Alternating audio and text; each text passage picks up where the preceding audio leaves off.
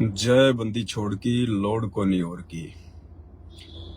भाई और बहनों, अभी कुछ ही दिन पहले, 1 या 2 दिन पहले, हिसार जेल से सतगुरु रामपाल जी परमेश्वर जी की एक ऑडियो आई थी, विशेष संदेश नंबर 60। और उस विशेष संदेश नंबर 60 में सतगुरु रामपाल जी परमेश्वर जी ने, क्योंकि वर्तमान का समय तो परीक्षा का समय है और परमात्मा तो कोई भी कारण बना के किसी भी बहाने से भगत की परीक्षा लेंगे ही लेंगे। तो आप जी सतगुरुदेव भगवान के द्वारा ली गई उस परीक्षा में फेल हुए या पास हुए, आज हम इसी के ऊपर ये वीडियो बनाने जा रहे हैं। आप सभी भाई बहन लाइव जुड़िए, वीडियो को ज्यादा से ज्यादा व्हाट्सएप के ग्रुपों में, फेसबुक के ग्रुपों में, फेसबुक आईडी पर शेयर कीजिए। तब तक दास अपने पूज्य गुरुदेव भगवान का जयकारा लगाता है। बंदी छोड़ सतगुरु रामपाल जी परमेश्वर जी की जय हो। परम पिता परमात्मा, सारी सृष्टि के रचनहार, कुल मालिक, असंख्य ब्रह्मांडों के स्वामी, जगत गुरु, तीनों लोकों में प्रवेश करके सबका भरण पोषण करने वाले राजाधिराज, आत्माधार, नाथों के नाथ, देवों के देव महादेव, सर्वेश्वर महेश्वर, मृत्युंजय, अजरो अमर, आदि अनादि सनातनी प्रभु, जगत पिता जगदीश्वर, श्री श्री 1008 की उपाधि के वास्तविक अधिकारी, अकाल मूर्त सौद स्वरूपी राम वासुदेव, सर्वगतम ब्रह्म, परम पूज्य, प्रथम पूज्य, परम शांत, परम पुरुष, परम धनी, परम दयालु, सत्य कबीर, हक्का कबीर, अल्लाहु कबीर, अल्लाहु अकबर, बाखबर, अल्लाह ताला, जगत के तारणहार, जगत के मुक्तिदाता, जगत के जगन्नाथ, हारे के सहारे, हिंदुओं के राम, मुसलमानों के अल्लाह, सिखों के वाहिगुरु, ईसाइयों के मसीह, दया के सागर दया निधि, करुणा के सागर करुणा निधि, स्वयंभू परिभू, संकट मोचन, कष्ट हरण, मंगल करण, दुख भंजन, अविगत कबीर, निर्विकार निर्विषम परमात्मा, अलय अलेख सतगुरु, आदि अनादि सतगुरु, असली मर्यादा पुरुषोत्तम, असली राम, असली कृष्ण, असली घनश्याम, राजाओं के राजा, महाराजाओं के महाराजा, शहंशाहों के शहंशाह, सम्राटों के सम्राट, भगवानों के भगवान, अल्लाहों के अल्लाह, प्रभुओं के प्रभु, मसीहाओं के मसीह, सच्चे वाहिगुरु, बाबाओं के बाबा, पीरों के पीर, सेठों के सेठ, जगत सेठ, सावरसा सेठ, सर्वगुण संपन्न, अनंत कोटि कलाओं के स्वामी, अनंत कोटि ब्रह्मांडों के नायक, योगियों में महायोगी, ध्यानियों में महाध्यानी, सिद्धों में परम सिद्ध, ज्ञानियों में तत्व ज्ञानी, ब्रह्म ज्ञानी, महाज्ञानी, परम ज्ञानी, सर्वश्रेष्ठ ज्ञानी, विज्ञानी, युवा कबीर, समृत कबीर, असमवात, अमित ओजा, सच्चे रहनुमा, करीम अल्लाह, सुभान अल्लाह, दुनिया के अंतिम पैगंबर, 8 सितंबर 1951 से गांव धनाना, जिला सोनीपत, हरियाणा, भारतवर्ष की पावन भूमि में प्रकट रियल कल की भगवान श्री नारायण साकार हरि, श्री बाबा साहेब, स्वयंभू संत श्रोमणी सतगुरु रामपाल जी परमेश्वर जी के चरण कमल में साध संगति से जुड़े हुए आप और हम सभी सत्सेवक भाई बहनों का अनंत कोटि दंडवत प्रणाम। सत्साई भाई और बहनों, एक शिष्य के द्वारा, एक भगत के द्वारा अपने भगवान की, अपने सतगुरु की जो महिमा की जाती है, उनके शुभ नाम से पहले, उनके पवित्र नाम से पहले जो उपमात्मक उपाधियां दी जाती हैं, ये कोई सामान्य उपाधियां नहीं हैं। क्योंकि ये जितने भी उपाधियां हैं, दास तो खैर कुछ भी नहीं बोल पा रहा है। अगर एक मनुष्य जिसकी 100 साल की उम्र हो और 100 साल तक 24 घंटे दिन रात प्रत्येक श्वास में यदि वो इसी प्रकार से अपने गुरुदेव की उपमात्मक उपाधियों का नाम लेता रहे, तो 100 साल में भी उस परमात्मा की उपमात्मक उपाधियों के नाम समाप्त नहीं होने वाले। इतनी महिमा है सतगुरु रामपाल जी परमेश्वर जी की, इस कबीर भगवान की। तो हम तुच्छ बुद्धि कैटेगरी के जीव हम क्या परमात्मा की महिमा कर सकते हैं। लेकिन इस कलयुग में परमात्मा ने हमें जो मौका दिया है, जो सौभाग्य दिया है परमात्मा ने, हम तुच्छ जीवों की तुच्छ जिव्या के माध्यम से अपनी महिमा करवाने का, तो इसका तो हम कम से कम भरपूर लाभ उठाएं जितना हम गुरुदेव की महिमा कर सकते हैं। क्योंकि जितनी उनकी महिमा की जाएगी उतने ही हम पुण्य के भागी बनते हैं। हर प्रकार से परमात्मा हमारी भक्ति बनवाते हैं। तो भाई और बहनों, ये कोई सामान्य उपाधियां नहीं है। और जिस महापुरुष के लिए, जिस परम पुरुष के लिए, जिस परमपिता परमेश्वर के लिए ये उपाधियां बनी हैं, आज ये उन्हीं के नाम से पहले सुशोभित की जा रही है। तो हमें इनका पूरा लाभ मिलेगा, भरपूर लाभ मिलेगा। और कितना लाभ है इनका? मात्र अपने गुरुदेव भगवान की महिमा का, उपमात्मक नाम बोलने का भी कितना लाभ है। अब सांसारिक दृष्टि में आप किसको सबसे बड़ा भगत मानते हैं? अब सांसारिक दृष्टि में मान लीजिए कोई बहुत बड़ा मंदिर है हिंदुओं का, जैसे तिरुपति का मंदिर है, जगन्नाथ का मंदिर है। तो चलो, जगन्नाथ के मंदिर के जो पांडे हैं, उसमें 10 पांडे हैं या 20 हैं या 50 हैं, जितने भी पांडे हैं जगन्नाथ के मंदिर में, 100 से कम तो क्या होंगे, क्योंकि इतना बड़ा मंदिर है, इतना बड़ा वहां का मैनेजमेंट है। कम से कम 100 पांडे मान लो। वो जगन्नाथपुरी के 100 पांडे जो दिन रात वहां पे पूजा पाठ में लगे रहते हैं, अगर उन सभी पांडवों की 100 साल की उम्र हो और 100 साल तक वो जगन्नाथ के पांडे अगर जगन्नाथ भगवान की भक्ति करते रहें, मंत्र जाप करते रहें, आरतियां करते रहें, उन 100 पांडवों की 100 साल की भक्ति जगन्नाथ की, और सतगुरु रामपाल जी परमेश्वर जी के नाम से पहले मात्र एक बार ये उनकी उपमात्मक उपाधियों की महिमा उन 100 पांडवों की 100 साल की जगन्नाथ की भक्ति से 100 गुना ज्यादा है, 100 गुना ज्यादा। यानी जब 10 लाइव आता है और केवल एक ही बार लाइव में अपने गुरुदेव भगवान की जो महिमा करता है, उनकी उपमात्मक उपाधियों के नाम लेके, तो मुझे इतना पुण्य मिल जाता है, मुझे इतना भक्ति का लाभ मिल जाता है, जितना वो जगन्नाथपुरी के 100 पांडे 100 साल भक्ति करके भी प्राप्त नहीं कर सकते। क्यों? क्योंकि उन जगन्नाथपुरी के पांडवों की वो भक्ति शास्त्र विरुद्ध है। किसी भी धर्म ग्रंथ में वो भक्ति वर्णित नहीं है। वो मनमाना आचरण है, मनमुखी भक्ति साधना है। और यहां हम जो कर रहे हैं, जो परमेश्वर हमसे करवा रहे हैं, वो शास्त्र अनुकूल है, शास्त्र अनुकूल। इसलिए परमात्मा कहते हैं कि सत्संग की आदि घड़ी और तप के वर्ष 1000 तो भी बराबर है नहीं, कहे कबीर विचार। तो सतगुरु की महिमा तो बहुत है। आने वाले समय में तो पूरी दुनिया इस सतगुरु की महिमा ही करेगी। और आज हम जिस विषय पर लाइव आए हैं, क्योंकि देखो भाई और बहनों, दास की तो ड्यूटी परमात्मा ने इसी सब्जेक्ट पे लगाई है कि हम भाई बहन आपस में साथ संगतियों के माध्यम से, ज्ञान चर्चा के माध्यम से जितना हो सके उतना, ये जो प्राइम टाइम है भक्ति का, थोड़े से समय का, इस प्राइम टाइम में हम डगमग ना हो जाएं, विचलित ना हो जाएं, हमसे कोई छोटी मोटी कोई त्रुटि ना बन जाए जिससे हमारा काम बिगड़ जाए। कौन सा काम? मोक्ष प्राप्ति वाला काम।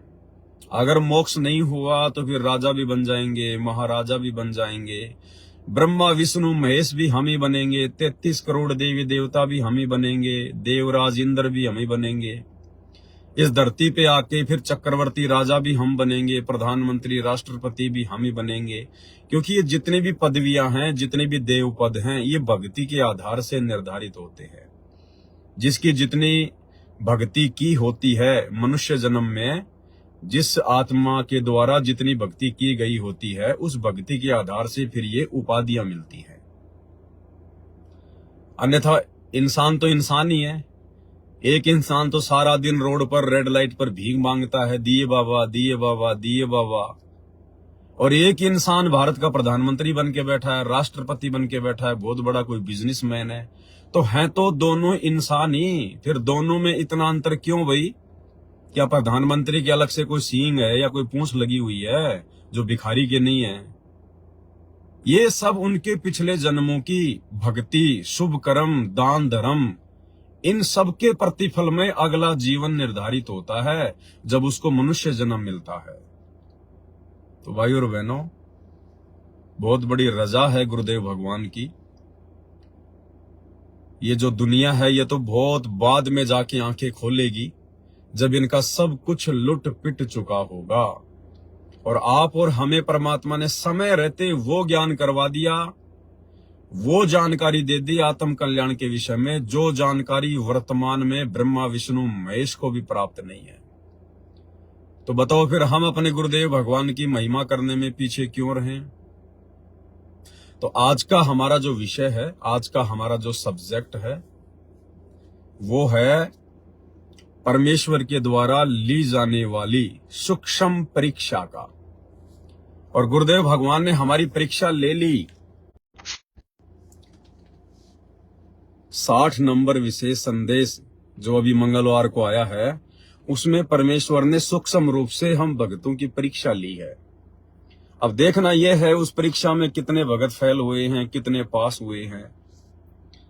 और परीक्षा क्या है भाई और बहनों, अब हम वीडियो शुरू करते हैं आगे।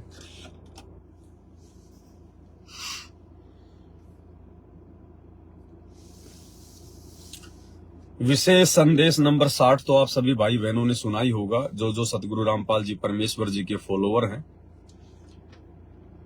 और इसमें परमात्मा ने एक जगह एक मुरली की आवाज का जिक्र किया है। मुरली की आवाज, जो कि एक समय इस भक्ति में ऐसा आता है, जब हम उस लेवल पर पहुंच जाते हैं, हम उस स्टेज पर पहुंच जाते हैं, तो ना चाहते हुए भी हमें कानों से मीठी मीठी एक मुरली की आवाज सुनाई देती, एक ध्वनि सुनाई देती है। और वो बहुत मीठी होती है, बहुत आनंददायक होती है। उस मुरली की आवाज के आगे यहाँ पर धरती में, इस धरती पर कोई ऐसा कोई साजबाज नहीं है, कोई म्यूजिक नहीं है। यानी अगर इस पृथ्वी पर भी अगर कोई बहुत अच्छा कोई म्यूजिक है, वो भी उसके आगे, जैसे 100 वाट के बल्ब के आगे 0 वाट का बल्ब होता है, उस प्रकार से यहाँ के फिर ये नकली म्यूजिक हमें फीके फीके लगेंगे वो मुरली की आवाज सुनने के बाद। तो परमेश्वर ने उस मुरली की आवाज का जिक्र किया है। और गुरुदेव ने बताया कि मुझे भी सुना करती थी, मैं भी सुना करता था, बहुत सारी बातें उसमें परमात्मा ने बताई हैं। और फिर परमेश्वर ने कहा कि आप चाहो तो सुन सकते हो। क्या कहा गुरुदेव भगवान ने? कि वो काल की है।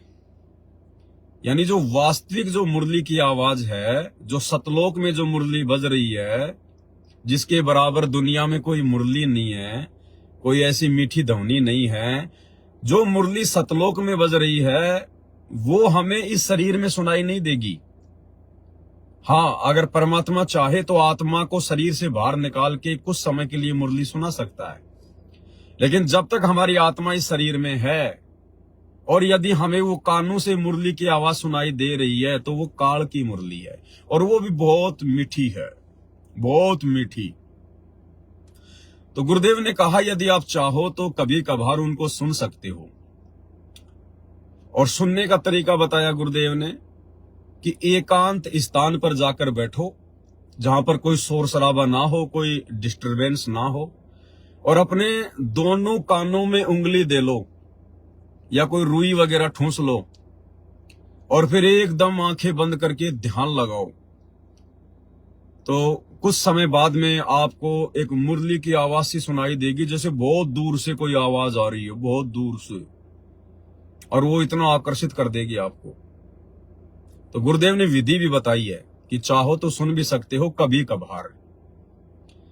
आपको मैं गुरुदेव भगवान की वो ऑडियो सुना देता हूं, जो मैंने इसमें कटिंग की है, 2.5 मिनट की है, कि मुरली सुनने के विषय में परमात्मा ने उस विशेष संदेश नंबर 60 में क्या कहा है और कैसे ये हमारी परीक्षा ली है परमात्मा ने, सुनिए।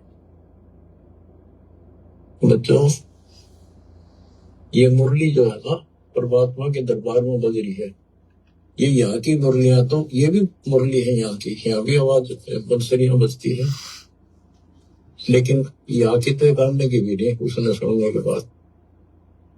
जब हम भक्ति शुरू करते हो आप, तो भक्ति का जितना प्रभाव बढ़ता जाएगा और आपका भक्ति लेवल चलता जाएगा ऊपर को, जैसे जैसे बीपी नापते हैं ना, हवा भरते हैं उसमें ऊपर चलता पारा, उस मशीन खड़ी मशीन में दूसरी छत की, ऐसे हमारी भक्ति का वो पारा ऊपर को बताता चलता कितने कहां तक पहुंच गए। जब भक्ति ऐसी स्थिति में आ जाती है तो हम एक क्रिया करके देखते थे, उसकी वजह से जरूरत नहीं, चाहो तो कर भी सकते हो। कति एकांत स्थान में सुबह सुबह कोई शोर ना हो, दोनों कान बंद करके ज्यादा देर नहीं, 5-4 मिनट रखो।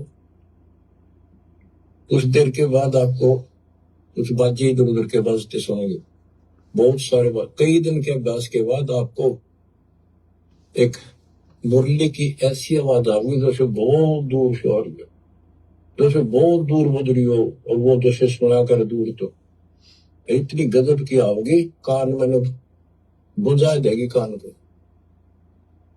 दास को इतनी गजब की सुनती थी। फिर क्या होता है, कुछ दिन के बाद हम उस सतीथि से ऊपर उठ जाते हैं, फिर वो नहीं सुनती, वो हमारी सतीथि आगे बढ़ गई, हम उससे ऊपर जाएंगे, अब हमने सतलोक पहुंचना है।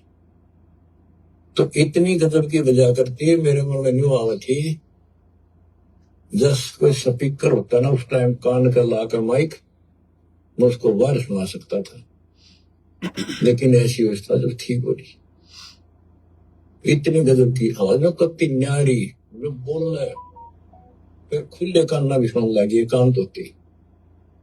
तो ये वो उस मुरली का जिक्र है। अब ये नहीं ना सुनेगी तो भी हो सकता है उस स्थिति से ऊपर जा चुके होगी। हमारी तो शुरुआत थी, गुरु जी ने बता रखा था, मैं जो करता चालू था, बाकी वो कहीं भी थे, इसकी जरूरत कभी नहीं। हमने जो बता रखा भक्ति करते हो, मोक्ष होगा भक्ति से। मुरली तो बातें है वहां जाकर सुन लियो, लेकिन यहाँ बतानी पड़ रही है क्योंकि ये नीचे वाले जो दूसरे पंथ है नकली काल के, विशेषकर ठेका राधा स्वामी वालों ने बकवाद करने का ले रखा बखान का, ये न क्यों वो धुन सुने है, मुरली सुनती है। अब सुन लो उस मुरली का क्या हिसाब है। तो भाई और बहनों, ऑडियो आपने सुनी। परमात्मा ने मुरली सुनने के विषय में हमें विधि बताई है और कहा कि चाहो तो आप जी सुन भी सकते हो। अब परमेश्वर जी अपने सत्संगों में कहते हैं कि शब्द सैन सतगुरु की पहचान है, वो पावे अटल सुहागरे। जब तक ये जीव आत्मा इतनी चार्ज नहीं हो जाएगी कि अपने गुरुदेव भगवान के सत्संगों को समझने जब लगेगी, संकेतों को, तब जाके इसकी बात बनेगी। अब क्या संकेत किया गुरुदेव ने, ये आप और हमारी परीक्षा के लिए परमात्मा ने ये बात कही है। आप और हमारी परीक्षा के लिए परमात्मा ने ये मुरली की धुन सुनने वाली बात कही है। और इसमें क्या परीक्षा है भगत जी? अभी 17 सितंबर को कहां से मेरी भगतमती एक्सपायर हुई है जयपुर में।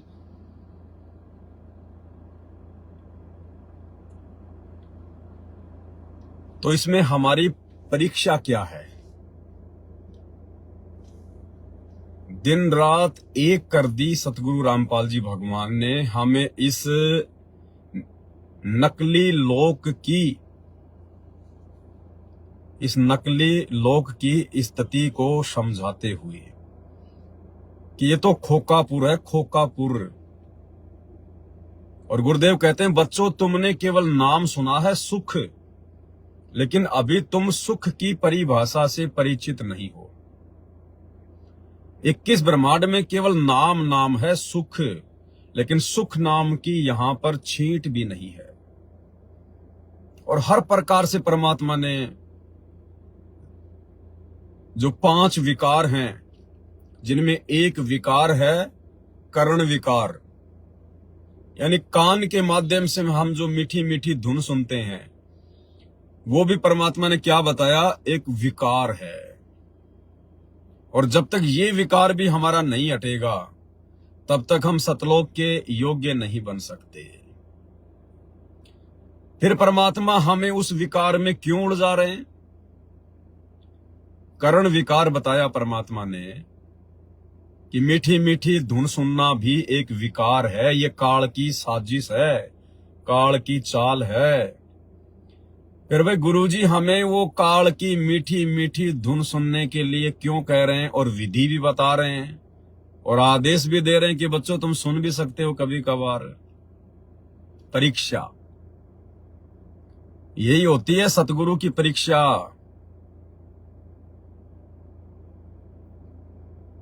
परमात्मा ये चेक करना चाहते हैं कि मेरे भक्तों की भक्ति का पारा कितना ऊपर चढ़ा है।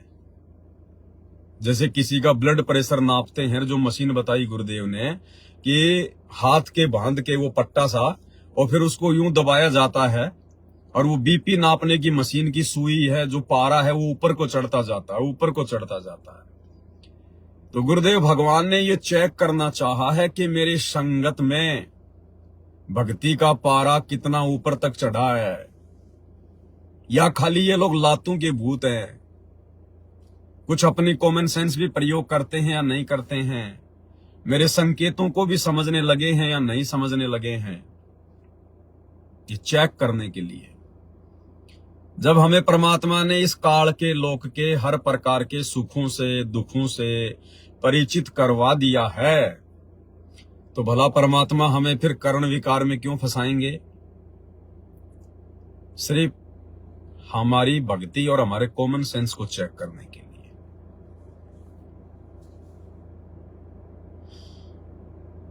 भाई और बहनों,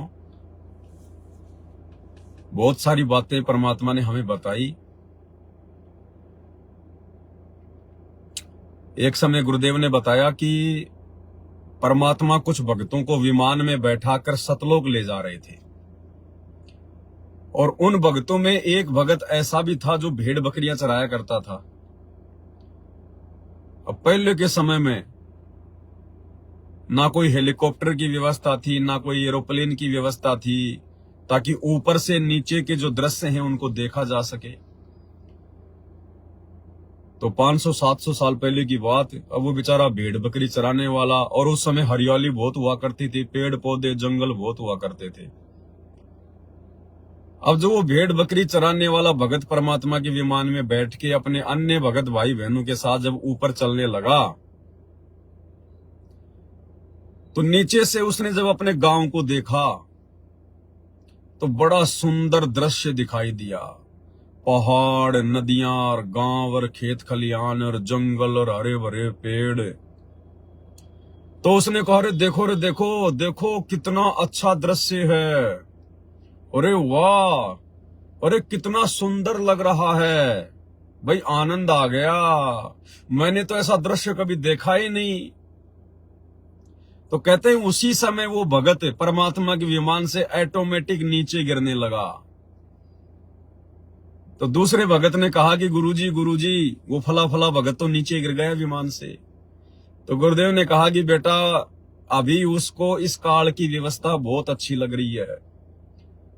मैंने जो खोकापुर के बारे में तुम्हारे को बताया है, इस नकली लोक के बारे में जो इतने दिन समझाया बताया, इसको तो अभी ये नकली लोक बहुत अच्छा लग रहा है, बहुत सुंदर लग रहा है, इसके मन को आनंद आ रहा था। और बेटा जब तक पूरी तरह से इस नकली लोक के नकली सुखों को हम हृदय से त्याग नहीं देंगे, आत्मा से त्याग नहीं देंगे, जब तक नफरत नहीं बन जाएगी, तब तक भाई तुम सतगुरु के विमान में बैठकर सतलोक जाने के योग्य नहीं बन सकते। तो बेटा अभी तो उसको यही आनंद आ रहा है, इसलिए उसको नीचे छोड़ दिया कि जहां आशा तां बासा होई, और मन कर्म वचन सुमरियो सोई। अब भाई सतगुरु धरती पर है और वो ही सतगुरु है, और सतलोक ले जाने के लिए आया है, तो भाई परमात्मा हर प्रकार से ठोक बजा के भगत को चेक करता है, हर प्रकार से। तो सतगुरु ने ये देखना चाहा, ये हल्का सा आदेश देकर, और आदेश क्यों दिया परमात्मा ने? ताकि भगत दोषी ना बन जाए। देखो परमात्मा कुम्हार की तरह काम करता है, अंदर हाथ रख के ऊपर चोट मारता है, अंदर सहारा देता है, ऊपर हल्की हल्की चोट मारता है ताकि मटका फूट ना जाए और मटका जो है वो पक भी जाए। तो परमात्मा ने भगत को गुरु आदेश की अवहेलना से उसको बचा भी लिया, ये आदेश देके कि आप सुन भी सकते हो, और सुनने का आदेश देके परमात्मा ने परीक्षा भी ले ली। हालांकि अगर कोई भाई इसको सुन लेगा तो उसका नामखंड नहीं होने वाला, उसकी ऐसी कोई मर्यादा टूटने वाली नहीं है। क्यों? क्योंकि सतगुरु ने आदेश दे दिया कि चाहो तो कभी कभार सुन भी सकते हो।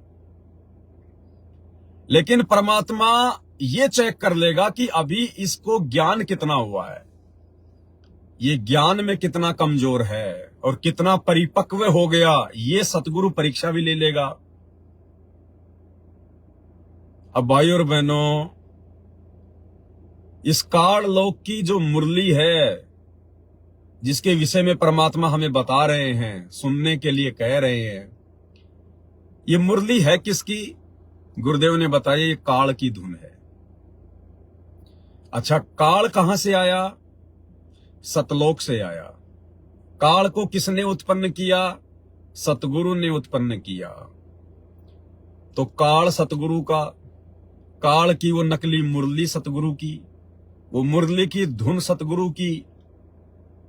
और जब वही सतगुरु आज धरती पर आकर और अपने मुख कमल से हमें जो शब्द सुना रहा है, हमें जो सत्संग सुना रहा है, क्या दुनिया की कोई भी मुरली, 21 ब्रह्मांड की कोई भी मुरली, क्या उस सतगुरु के मुख कमल से उच्चारित इन सत्संगों से ज्यादा मीठी हो सकती है?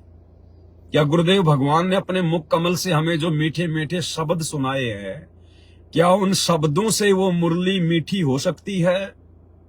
यही परीक्षा ले रहा है सतगुरु कि जिन जिन भक्तों ने वो मुरली की आवाज सुनने का प्रयास किया, या मन में भी आ गई कि मैं मुरली सुनूंगा कभी एकांत जगह बैठकर, या जिन जिन लोगों ने लगा के कान में उंगली और सुन ली है, क्योंकि बहुत सारों ने सुन ली होगी, हजारों ने प्रयोग कर लिया होगा अभी तक तो संत रामपाल जी की संगत में, तो ये उन भक्तों की परीक्षा हो गई कि नालायकों, तुम्हारे सतगुरु से मीठी कोई मुरली है क्या? अरे भगत के लिए अपने गुरुदेव भगवान के मुख कमल से बोले गए शब्दों से मीठी दुनिया की कोई मुरली है क्या? गुरुदेव भगवान ने अपनी अमृतवाणी में, अपने मधुर वाणी में, अपने मुख कमल से हमें जो सत्संग दे दिए हैं हजारों की संख्या में, क्या गुरुदेव भगवान के मुख कमल से उच्चारित उन शब्दों से मीठी इस 21 ब्रह्मांड की कोई मुरली है क्या? लेकिन जिन जिन लोगों ने वो मुरली की आवाज सुनने का प्रयास किया है, या मन में भी सोच लिया कि आज नहीं तो कल अच्छा सा समय देख के एकांत में बैठ के मुरली सुनूंगा, वो भगत सतगुरु की परीक्षा में उसी समय फेल हो गया। भाई उसे तो अभी काल की धुनी अच्छी लग रही है, उसे तो अभी काल की नकली मुरली की धुन सुनने की इच्छा है। वो कैसे सतलोक के योग्य बन सकता है? अरे परीक्षा लेने के लिए तो कल को जब हम त्रिकुटी पर जाएंगे तो गुरुजी ने क्या बताया कि यही काल, जिस प्रकार वो मुरली की आवाज जीव को फंसाती है, इसका षड्यंत्र है, उसी प्रकार जब हम त्रिकुटी के लिए यात्रा करेंगे शरीर छोड़ने के बाद सूक्ष्म शरीर के माध्यम से, तो 72 करोड़ उर्वशियां एक से एक सुंदर, जो इस पृथ्वी पर कोई औरत सुंदर नहीं है, इतनी सुंदर 72 करोड़ औरतें ये काल हम जीवात्माओं को फंसाने के लिए वहां पर हमारे सामने खड़ी करेगा। और वो उर्वशियां नंगी हो के हमारे सामने आएंगी, हमें अपने प्रेम जाल में फंसाएंगी। ये काल शारदा को भेजेगा, शारदा, श्री ब्रह्मा जी की बेटी शारदा। ऐसे ऐसे ना जाने कितनी शारदाएं अपनी वीणा ले लेके, क्योंकि जो ब्रह्मा जी की बेटी है शारदा सरस्वती, वो जब वीणा बजाती है तो देवता लोग भी मंत्र मुग्ध हो जाते हैं। इतनी मीठी ध्वनि उसकी वीणा की निकलती है। ये लाखों सरस्वतियां भेजेगा और वो मधुर मधुर म्यूजिक बजाएंगी।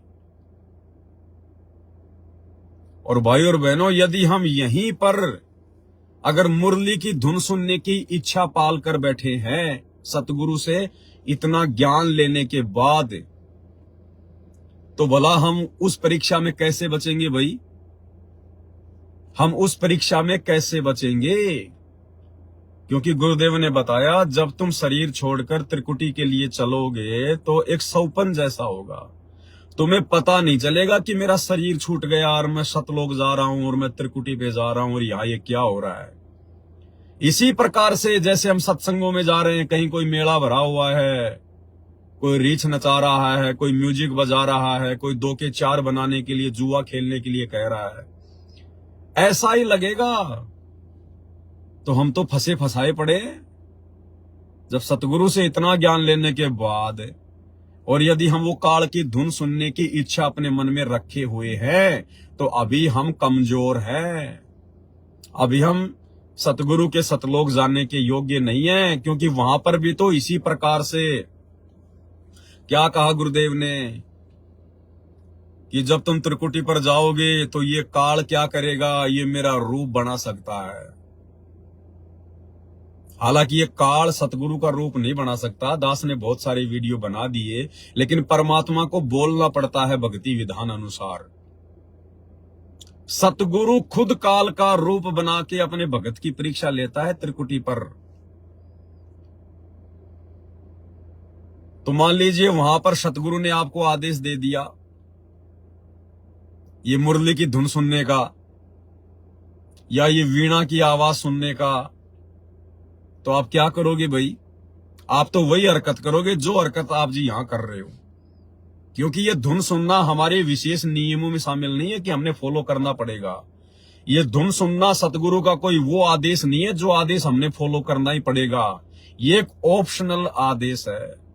गुरुदेव ने कहा कि चाहो तो सुन सकते हो, ये आदेश हो गया। लेकिन साथ में गुरुदेव ने यह भी कह दिया कि चाहो तो, अगर हम गुरुदेव के उस आदेश की पालना नहीं करेंगे तो हम उनके दोषी नहीं हैं। क्योंकि ये ऑप्शनल आदेश है। ऑप्शनल, करना ना करना, मानना ना मानना भगत के ऊपर छोड़ दिया गुरुदेव। तो यही आदेश, यही सतगुरु वहां दे देगा त्रिकुटी पर। तो क्या करोगे? फंसे फंसाए पड़े, क्यों डले डोए फिर धरती पर इतने साल भक्ति करके। तो भाई ये सतगुरु की परीक्षा। सतगुरु ने ये चेक किया कि इन भक्तों की आस्था मेरे द्वारा इतना ज्ञान दिए जाने के बावजूद भी इस काल लोक की किसी व्यवस्था में है या नहीं है, जरा चेक तो करूं। तो परमेश्वर ने चेक किया। और यदि हम ये नकली धुन सुनने की इच्छा पाल के बैठे रहे तो सतलोक वाली असली धुन कभी जिंदगी में नहीं सुन पाएंगे, क्योंकि सतलोक जा ही नहीं पाएंगे फिर। अरे सतगुरु रामपाल जी भगवान के मुख कमल से बोले गए शब्दों से मीठी कोई धुन है क्या? कोई गाना है क्या? कोई म्यूजिक है क्या? और इसी सतगुरु ने जब एक बार मुरली बजाई, मलुकदास जी क्या कहते हैं, जपो रे मन साहेब नाम कबीर, जपो रे मन साहेब नाम कबीर। मलुकदास जी कह रहे हैं केवल अपने गुरुदेव भगवान का नाम जपो, वो असली मुरली है, असली मुरली। एक समय गुरु बंसी बजाई कालंदरी के तीर, एक समय गुरु बंसी बजाई कालंदरी के तीर।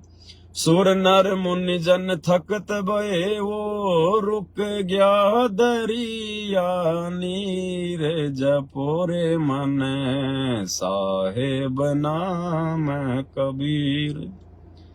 जब हमारे गुरुदेव सतगुरु रामपाल जी भगवान ने जब मलुक दास जी की विशेष प्रार्थना पर जब एक समय जमुना जी के तीर, जमुना जी के किनारे पर मुरली बजाई, क्योंकि मलुक दास जी पहले श्री कृष्ण जी के पुजारी थे, और उन्होंने कहा कि जी मैंने सुना है कि एक बार श्री कृष्ण जी ने इतनी मीठी मुरली बजाई, इतनी मीठी बांसुरी बजाई कि गाय भी उनकी बांसुरी की आवाज सुनने के लिए आ जाया करती थी।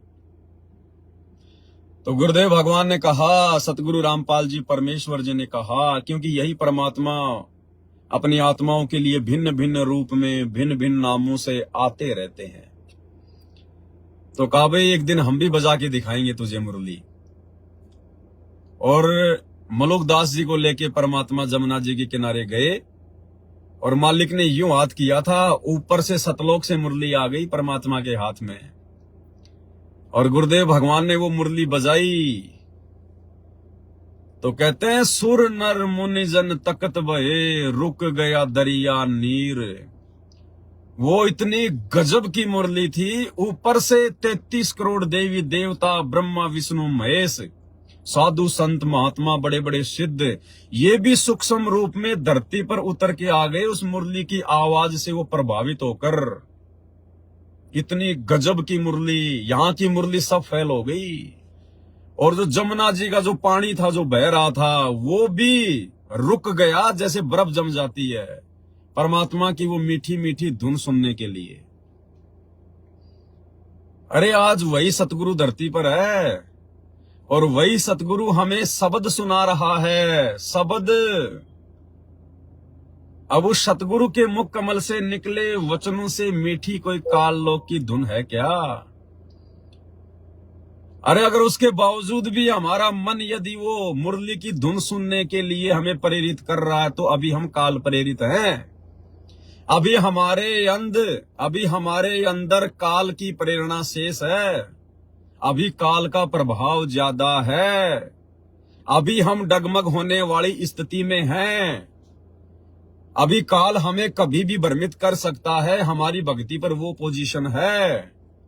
ये सतगुरु चेक कर रहा है कि ये आत्मा खुद अपने थर्मामीटर से और अपना बीपी चेक कर ले कि अभी तुम कितने स्वस्थ हुए हो और कितने बीमार हो। तो ये परीक्षा थी सतगुरु की तरफ से, परीक्षा। और भाई और बहनों, जिस भाई बहन के मन में भी नहीं आया, जिसके मन में भी नहीं आया 1% भी कि मैं सुनूं, तो समझो उस भाई की भक्ति बिल्कुल ओके चल रही है, ओके। और जिसने सुन ली, सुनने तो कहां है, कान वान में देके हाथ जिसने प्रयास कर लिया होगा, या जिसने मन में ये धारणा बना ली कि सुनूंगा कभी न कभी टाइम मिलेगा, तो अभी वो पूरी तरह से सतगुरु रामपाल जी भगवान की भक्ति के योग्य नहीं बने हैं। तो ये सूक्ष्म परीक्षा थी सतगुरु रामपाल जी भगवान की।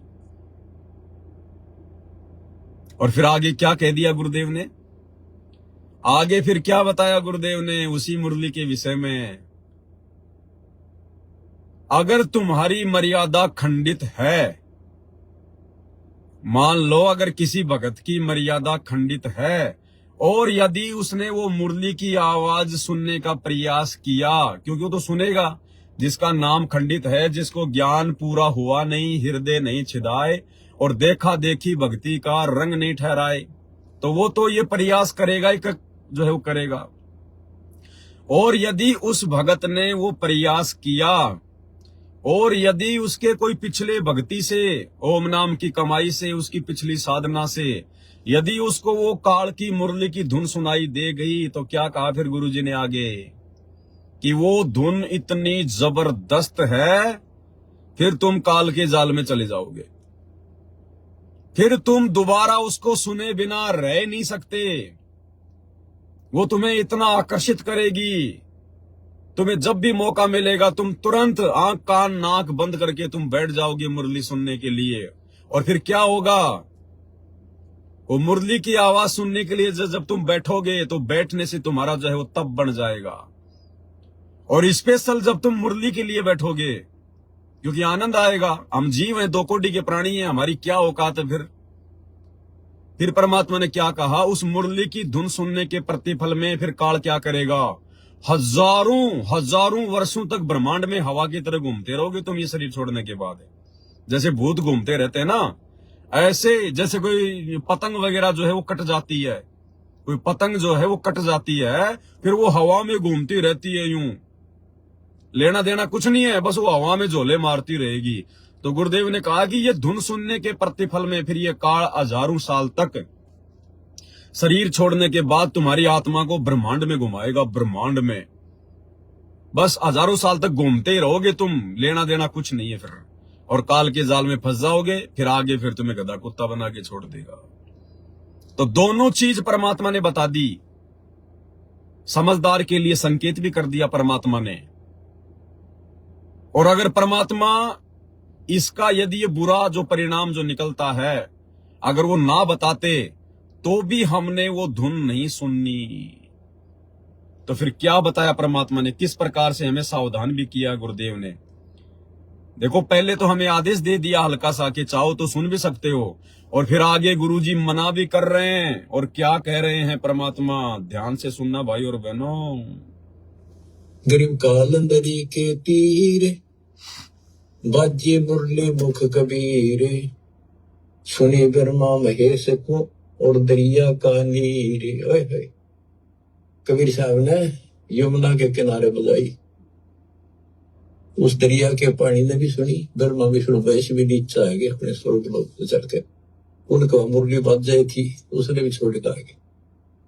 गिरव सूक्ष्म मूर्ति स्तलोक में छत्र से तसरशीष, बाहर भीतर खेलता कबीर अवगत जगदीश।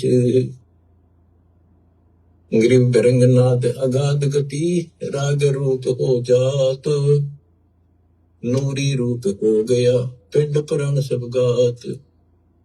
गिरिव उस मुरली की टेर सुन, फेर धरत नहीं जून, आसन गगन अजूद बिन, विचरत सुन बेसुन।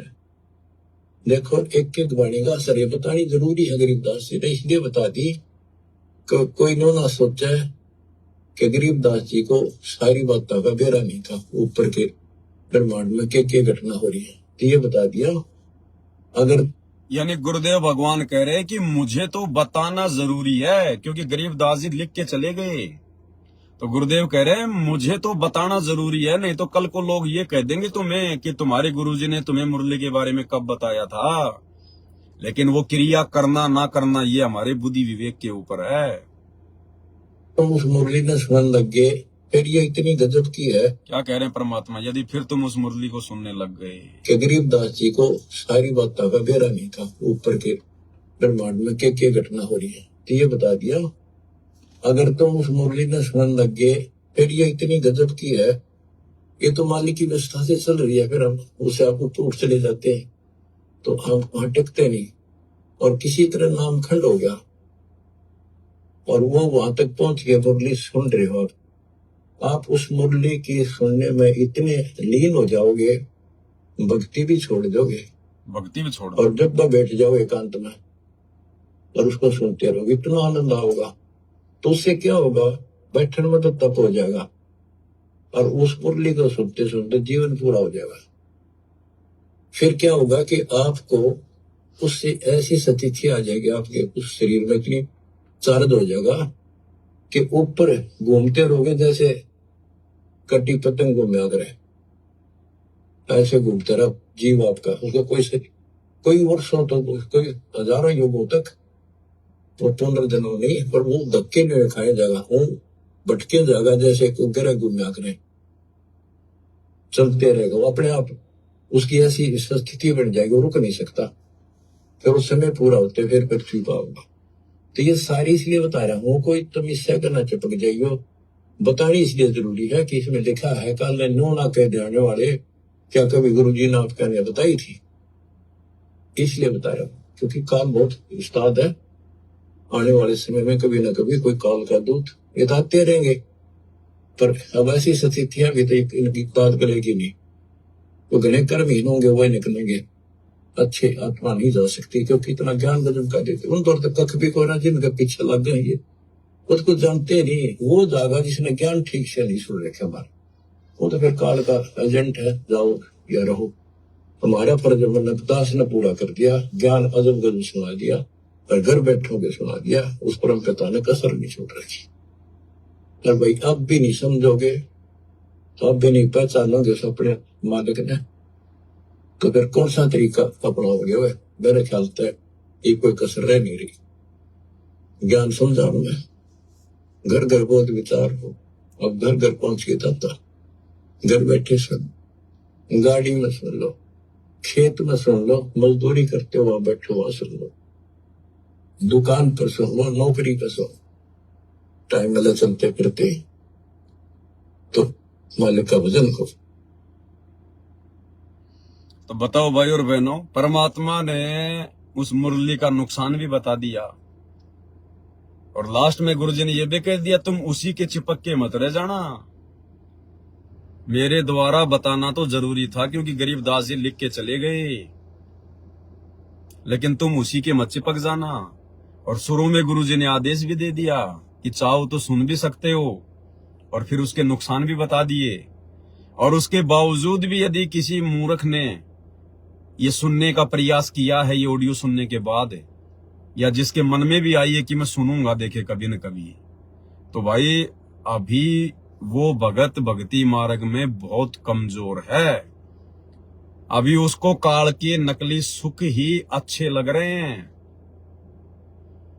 अरे जब तक हम इस काल के लोक की तरफ से, इस काल की तरफ से जीवित नहीं मर जाएंगे, गुरुदेव ने यही तो समझाया, और यही तो परमात्मा का प्रयास है कि झूठे सुख को सुख कहे तू मान रहा मनमोद, ये सकल चबीना काल का, कुछ मुख में कुछ गोद।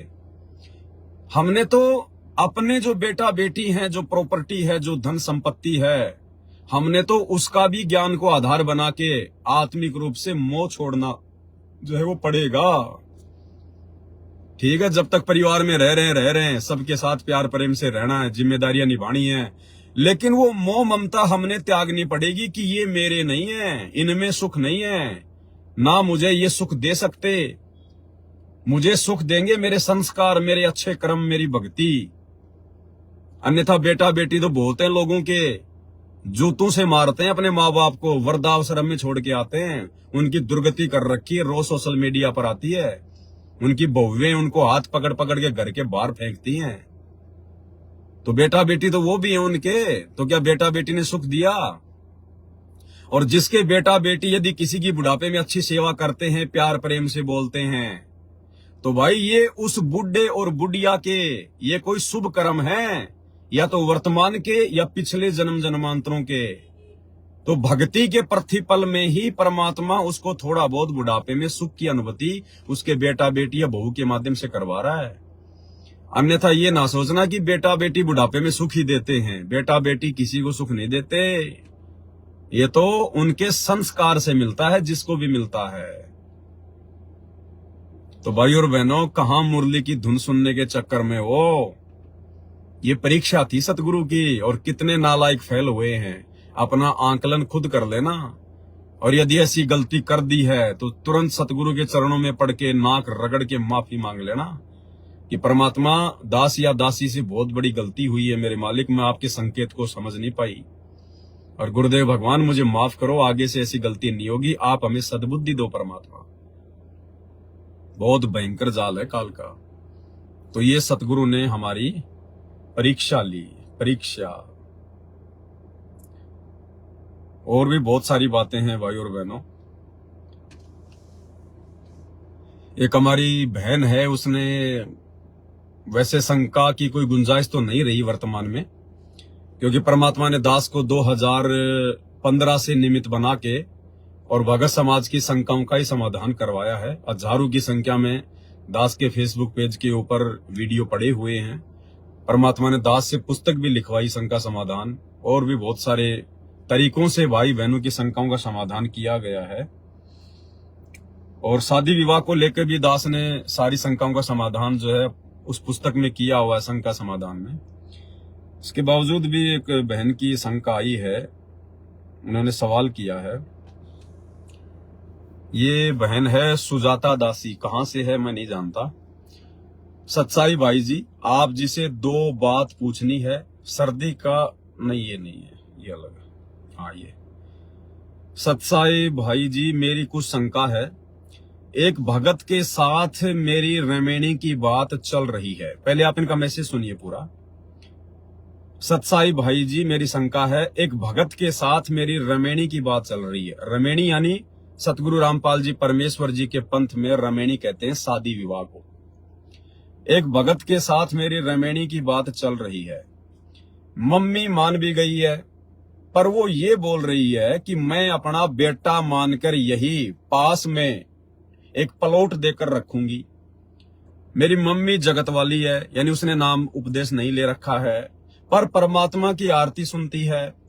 मेरी मम्मी बोली, यदि तू चली गई तो थोड़ा बहुत आरती ज्ञान सुन लेती हूं, फिर कैसे सुनूंगी, मैं तो पढ़ी लिखी भी नहीं हूं। और दूसरी बात यह है कि वो बोली, उसकी मम्मी कह रही है कि सभी रिश्तेदारों को बुलाऊंगी और खाना भी खिलाऊंगी। मैंने बोला खाना पीना साधारण होना चाहिए, पर वो बोली मैं तो अच्छा से अच्छा खाना खिलाऊंगी। तो भाई इन सब बातों से क्या मेरी मर्यादा खंड हो जाएगी?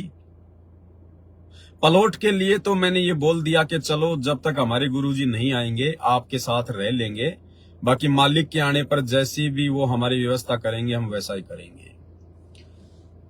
भाई और बहनों, परमात्मा कहते हैं ये सौदा फिर नाही रे संतो, ये सौदा फिर नाही, लोहे जैसा ताव जात है काया ले सराई। भाई इस पवन दास ने तो गुरुदेव भगवान के ज्ञान के आधार से आप लोगों को शादी विवाह के संबंध के विषय में हर बात बता रखी है। और दास का तो प्रथम और अंतिम इस रमेणी के विषय में, शादी विवाह के विषय में, वर्तमान में जो परिस्थितियां हैं, हमारे गुरुदेव भगवान अपने मिशन के लिए जेल में हैं और हमने क्या करना है क्या नहीं करना है उस हिसाब से दास ने तो बिल्कुल क्लियर कर रखा है कि जब तक गुरुदेव भगवान इस हार जेल से नहीं आ जाते हैं, भाई इस रमेणी वेमेणी के चक्कर में मत पड़ो, शादी विवाह के चक्कर में मत पड़ो, क्योंकि वर्तमान समय परीक्षा का समय चल रहा है। और ये जो रमेणियां होती है ना हमारे पंथ में, ये फ्री में होती हैं, मुफ्त में होती हैं। और ध्यान रखना, मुफ्त की चीज की कोई वैल्यू नहीं है। जब तक भगत को ज्ञान नहीं होगा तब तक मुफ्त की चीज की कोई वैल्यू नहीं है। घर की मुर्गी दाल बराबर। साल 2 साल बाद किसी भी बात को लेके तुम्हें ठोकर मार के कोई और पकड़ लेगा, क्योंकि फ्री मिलती हैं, क्योंकि फ्री मिलती हैं। ये परीक्षा का समय है, आप किसी के अंदर की बात नहीं जान सकती। कोई भी आदमी होता है अपना काम निकालने के लिए हमेशा मीठा ही बोलेगा, प्यारा ही बोलेगा। वो अपना वो वास्तविक रूप, वो चेहरा, वो व्यवहार, वो आचरण नहीं दर्शाएगा जो असल में वो है। लेकिन अपने स्वार्थ के लिए, अपना काम निकालने के लिए गधा भी जो है गाय बन के पेश आएगा। तो ये परीक्षा का समय है भाई।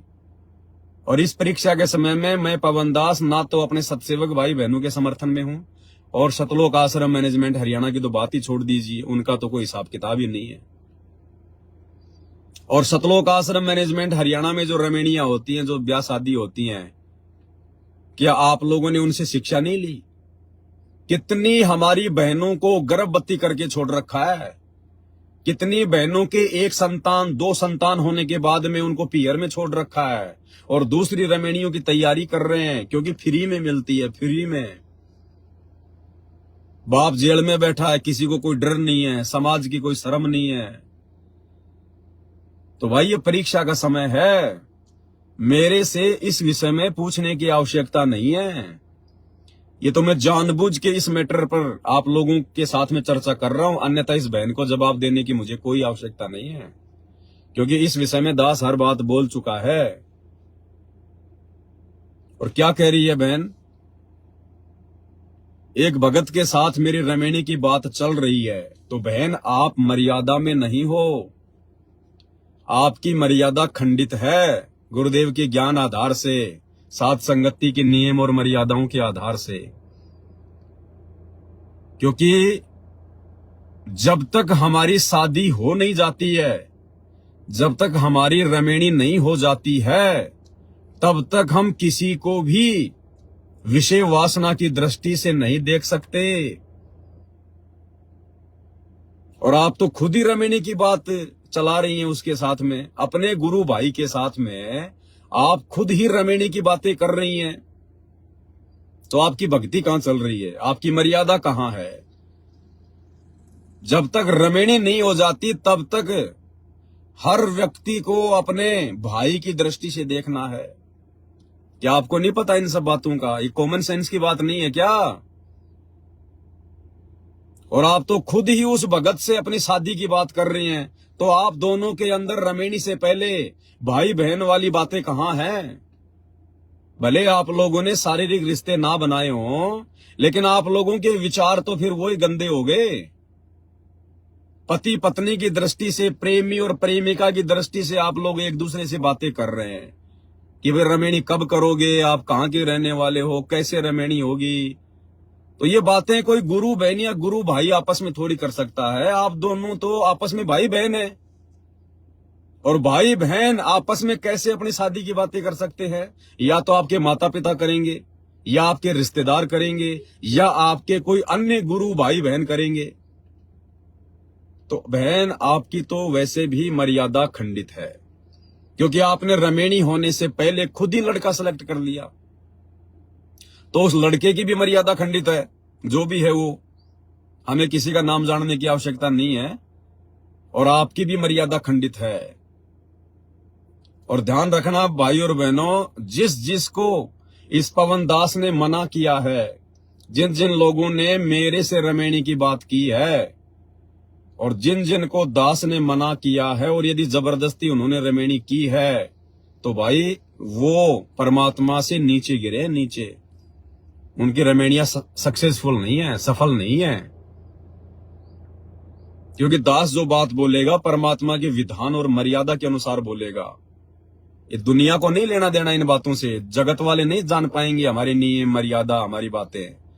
ये तो आगे चल के इन लोगों को इन बातों का पता चलेगा। तो आप जी शादी होने से पहले कैसे उस लड़के से शादी विवाह की बातें कर सकती हो? आप मर्यादा में नहीं हो, आपके विचार गंदे हैं, और फिर अपने आप को सत्सेवक कहते हो आप लोग। तो भाई और बहनों, अब इन बातों पे विचार करो। और क्या जल्दी हो रही है भैया? ऐसी क्या जल्दी हो रही है? फिर तुम्हारे में और सतलोक आश्रम मैनेजमेंट हरियाणा वालों में क्या अंतर है? अरे उन फर्जी आश्रमों से, फर्जी सतलोक आश्रमों से वर्तमान में लाखों की संख्या में लोग जा जाके सार नाम, सार शब्द क्यों ले रहे हैं? क्योंकि उनको अपने गुरु पर विश्वास नहीं है। क्या पता गुरुजी जेल से आएंगे, नहीं आएंगे, उम्र कैद की सजा है, फलाना है, दिखना है। क्या पता बाद में सार नाम मिले ना मिले, मेरा शरीर छूट जाए, मैं सतलोक जाऊं ना जा पाऊं। तो जो मूर्खता वो लोग दर्शा रहे हैं अपने गुरु को मानुस मानकर, ज्ञान की कमी के चलते, कि क्या पता गुरुजी आएंगे नहीं आएंगे, कब आएंगे, अपने तो सार नाम ले लो। अरे बस का ड्राइवर और 5-10 मिनट के लिए कहीं बाहर चला गया हो, बस का ड्राइवर 5-10 मिनट के लिए कहीं बाहर चला गया हो, या बस से नीचे उतर गया हो,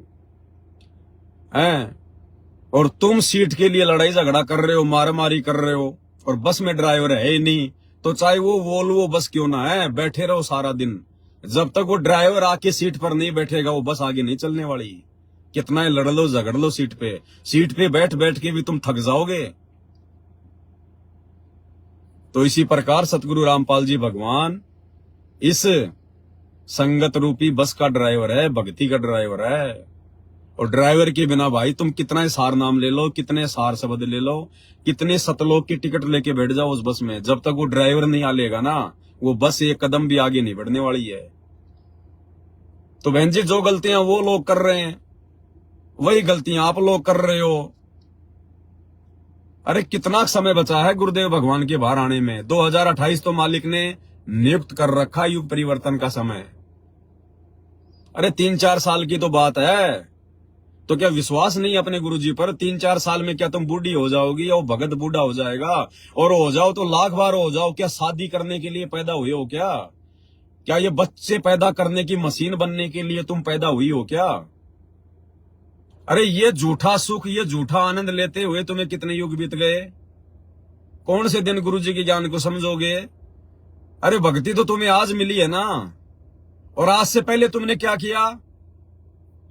अरे इस मानव जन्म से पहले तुम्हारे अरबों खरबों मानव जन्म हो चुके हैं। तुमने यही तो किया था, बच्चे तो पैदा किए, और क्या भक्ति करी है? उन जन्मों में तुमने बच्चे तो पैदा कर करके छोड़े हैं। कभी राजा बन गए तो 2-2 हजार रानियां बनाई, 100-100 रानियां बनाई, 10-10 हजार शादियां की राजा जनक के जैसे।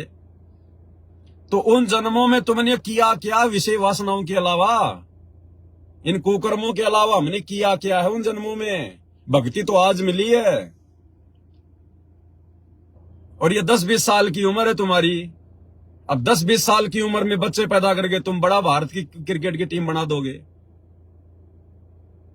ज्ञान को आधार बनाओ, ज्ञान को आधार। इस कुक्रम में जब तक लिप्त रहोगे, विषय वासना के कुक्रम में, तुम भगत बन ही नहीं सकते।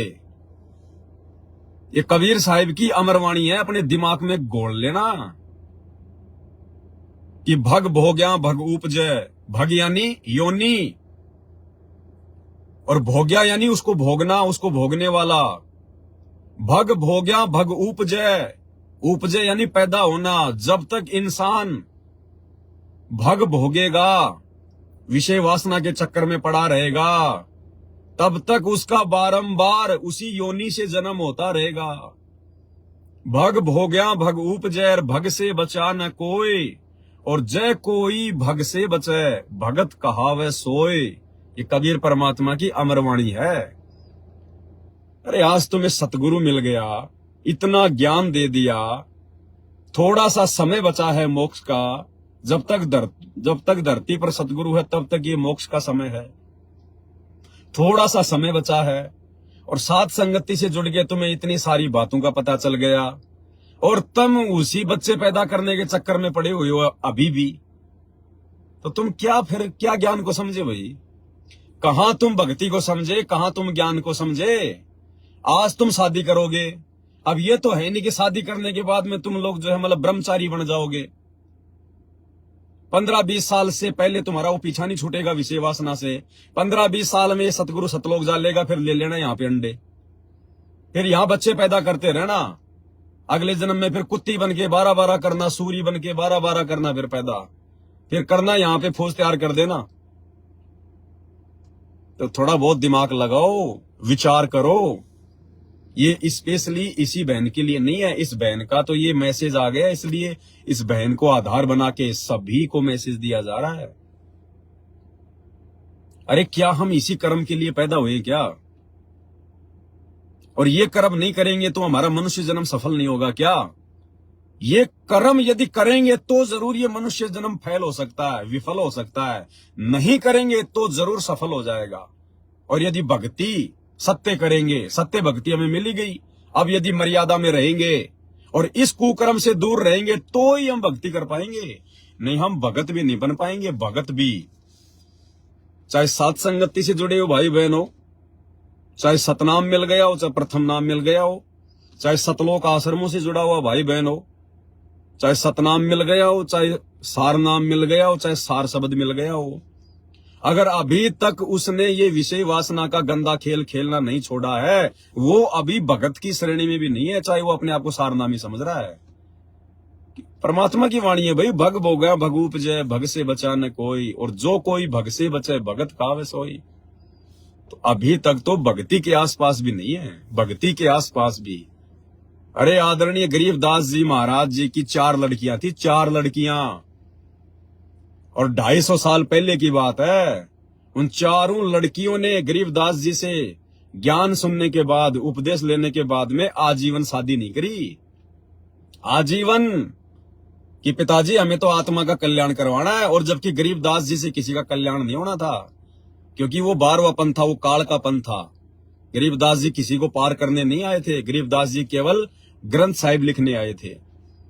जबकि उन आत्माओं का तो उद्धार भी नहीं हुआ जिन्होंने अपने आत्म कल्याण के लिए और आजीवन ब्रह्मचारी रही, साध्वी रही, अपने घर पे रह के उन्होंने भक्ति करी, अपने माता पिता के घर पे रह के। कमाली 650 साल पहले परमात्मा की मुंह बोली बेटी, कभी सुना क्या आपने कि उस कमाली ने जो की शादी की थी अपने आत्म कल्याण के लिए, अनमैरिड रही, और आज वो ही कबीर धरती पे है। और नालायको, आज तो मोक्ष का टाइम है, प्राइम टाइम है, और कितना समय बचा है हमारे पास में। जब तक गुरुजी धरती पे हैं तब तक मोक्ष के द्वार हैं। गुरुजी जिस दिन धरती से चले गए, मोक्ष के द्वार बंद।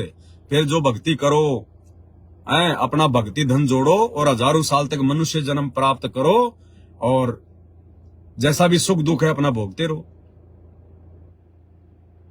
तो भाई किस चक्कर में पड़े भगत जी हम? मैं ये नहीं कह रहा कि तुम रमेणी मत करो, वो तुम्हारी इच्छा है, करो ना करो। भक्ति में अगर रमेणी करोगे तो भी दिक्कत नहीं है, और नहीं करोगे तो भी दिक्कत नहीं है, लेकिन मर्यादा और भक्ति।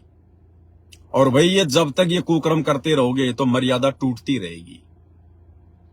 ये व्यभिचार है, व्यभिचार। इस सतभक्ति में आने के बाद में यदि आप ये कुकर्म करते हैं तो आप जी व्यभिचार कर रहे हैं, व्यभिचार। और कितना अच्छे से गुरुदेव ने समझा दिया कि कोटि शीश तूने दे दिए यम राजा की भेंट। क्या कहते हैं गुरुदेव? करोड़ों शीश तूने दे दिए यम राजा की फेट। यम राजा यानी ये काल, फेट यानी झटके से मारना। करोड़ों सिर हमने मनुष्य जन्म प्राप्त करके और बिना भक्ति के इस काल के षड्यंत्र में फंस के बर्बाद कर दिए। करोड़ों। और क्या मिला हमें? क्या मिला? करोड़ों शीश दे दी हमने काल को। काल की भक्ति करते करते, इन देवी देवताओं की भक्ति करते करते, क्योंकि हर मनुष्य जन्म में कोई न कोई तो भक्ति आदमी करता ही है, जैसी भी है। तो करोड़ों बाल इस काल की भक्ति करके और समर्पित होके हमने अपना जीवन जो है वो दान कर दिया इसको। जैसे आज आप देखोगे बड़े बड़े शंकराचार्य ये आजीवन ब्रह्मचारी रहते हैं, जबकि 2 कोडी की भक्ति नहीं उनके शंकराचार्यों की, 2 कोडी की। और बड़े बड़े मंदिरों के पुजारी हैं, वो भी बेचारे ये सोचकर कि हमें तो मोक्ष प्राप्त करना है, वो ब्रह्मचारी रहते हैं। ये नागा साधु वगैरह ये सब ये ब्रह्मचारी रहते हैं। और इनको मिलेगा क्या? कुछ नहीं मिलेगा इनको। तो गुरुदेव कहते हैं तूने अज्ञानता में करोड़ों सिर, ये करोड़ों मानव जन्म तूने काल की भक्ति पे बर्बाद कर दिए मोक्ष के लिए। कोटि शीश तूने दे दिए यम राजा की फेंट। फेंट यानी झटके से मारता है ये।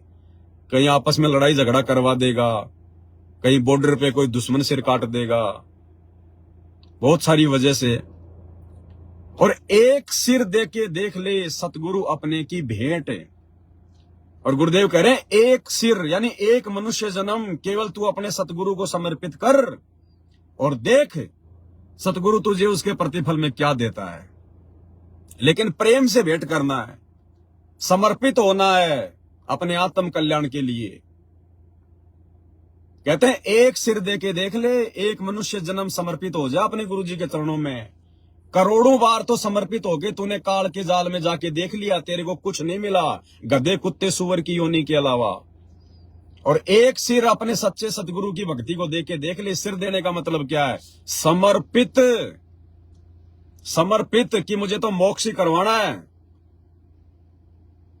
बाढ़ में गया मैंने असंख्यों बार, सुअर बन के 12-12 बच्चे पैदा किए, कुतिया बन के मैंने 8-8 बच्चे पैदा किए, राजाओं की रानियां बन के मैंने कितने बच्चे पैदा किए, आम मनुष्य जन्म प्राप्त करके मैंने कितने संतानें पैदा कर दी। क्या मिला? कहां है आज वो बच्चे भी कहीं गधे कुत्ते सुअर बन के घूम रहे हैं। और ये 10-20 साल की उम्र है। और 10-20 साल की उम्र में तुम कौन सा भाई वो वर्ल्ड रिकॉर्ड बना लोगे तुम शादी करके। तो भाई और बहनों, दास की प्रार्थना है, विनती है, ये मौका हाथ से अगर निकल गया ना, फिर शादियां करेंगे, फिर अगले जन्मों में और क्या करेंगे, फिर मनुष्य जन्म प्राप्त करेंगे, फिर ये भक्ति तो मिलनी नहीं है, ये सतगुरु तो सतलोक चला जाएगा, फिर हमें मनुष्य जन्म मिलेंगे और हजारों मनुष्य जन्म मिलेंगे इस भक्ति के प्रतिफल में। और वो हजारों मनुष्य जन्म प्राप्त करके फिर हम कौन सा किला तोड़ेंगे, ये शादियां करके बच्चे तो पैदा करेंगे।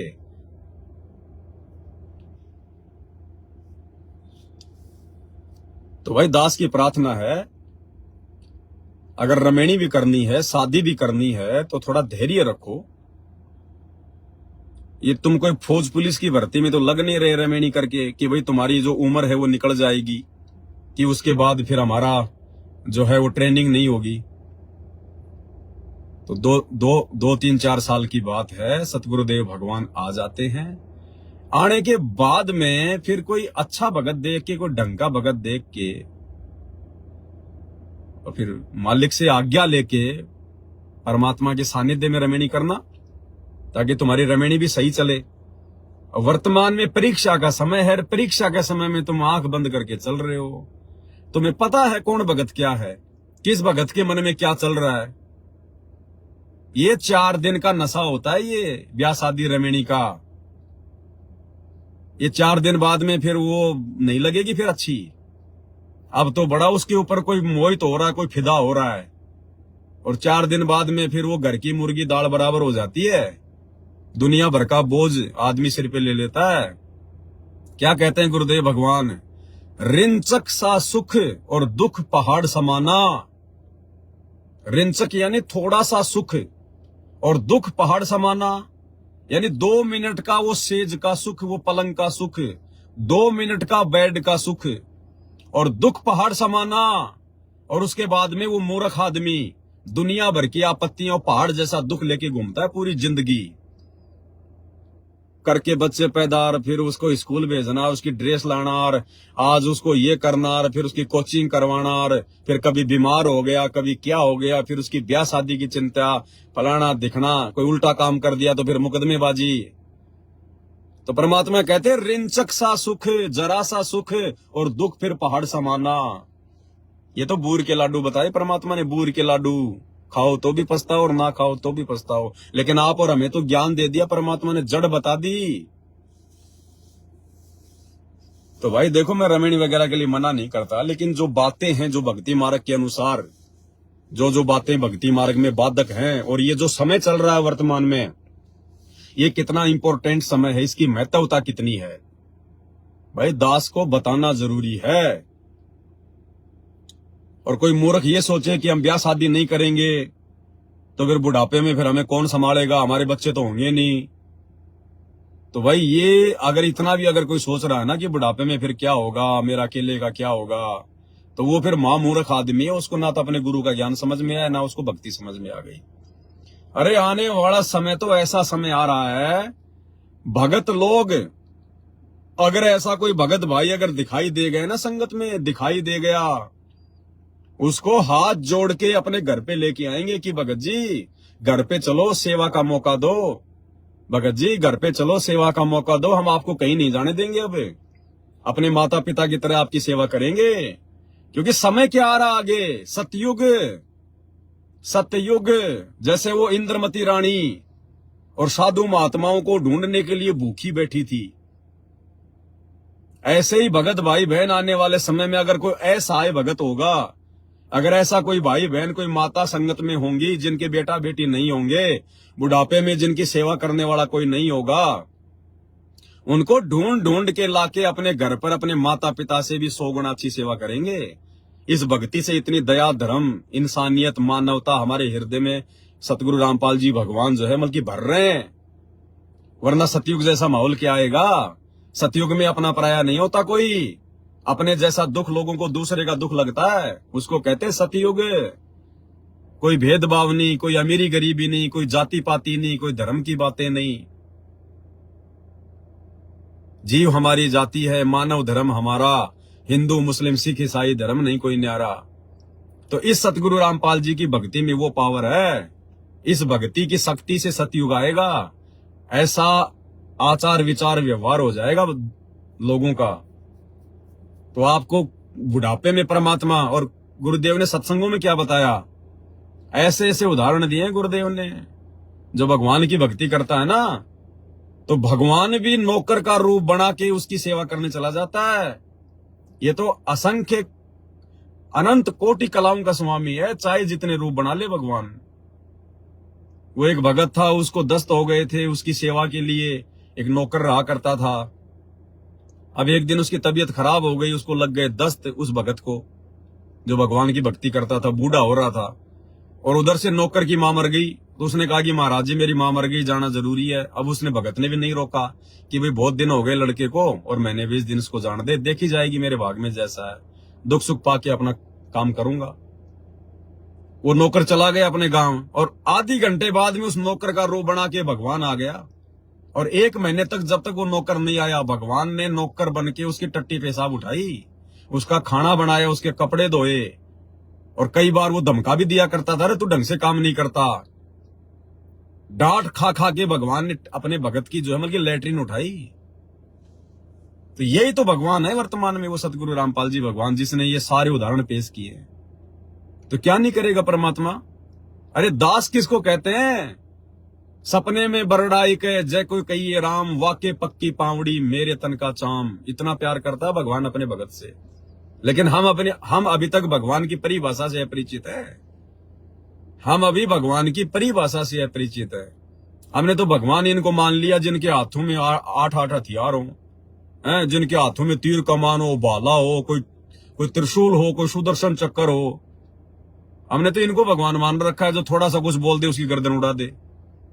तो अभी तो हम भगवान की परिभाषा से भी अपरिचित है। भगवान किसे कहते हैं, भगवान वो है जो केवल सुख दे, दुख नाम की चीज ना दे, उसको कहते हैं भगवान। हर प्रकार की वस्तु दे,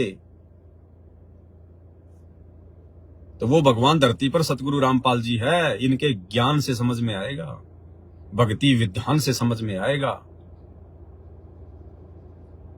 तो भाई और बहनों, आपने वर्तमान में जो धरती पर परमात्मा प्रकट है, और जो मोक्ष का समय है, जिस मोक्ष के समय के लिए देवी देवता भी तरसते हैं, ये साधु संत ऋषि महात्मा लाखों हजारों साल जंगलों में गुफाओं में तपस्या करके मर गए, उनको भगवान की छाया के दर्शन नहीं हुए। और आज वो भगवान खुद हमें सतलोक ले जाने के लिए आया हुआ है, और हम गफलत कर रहे हैं। फिर ये भगवान असंख्य जन्म नहीं संभालेगा, फिर जो इस मौके को चूक जाएगा, इस समय को।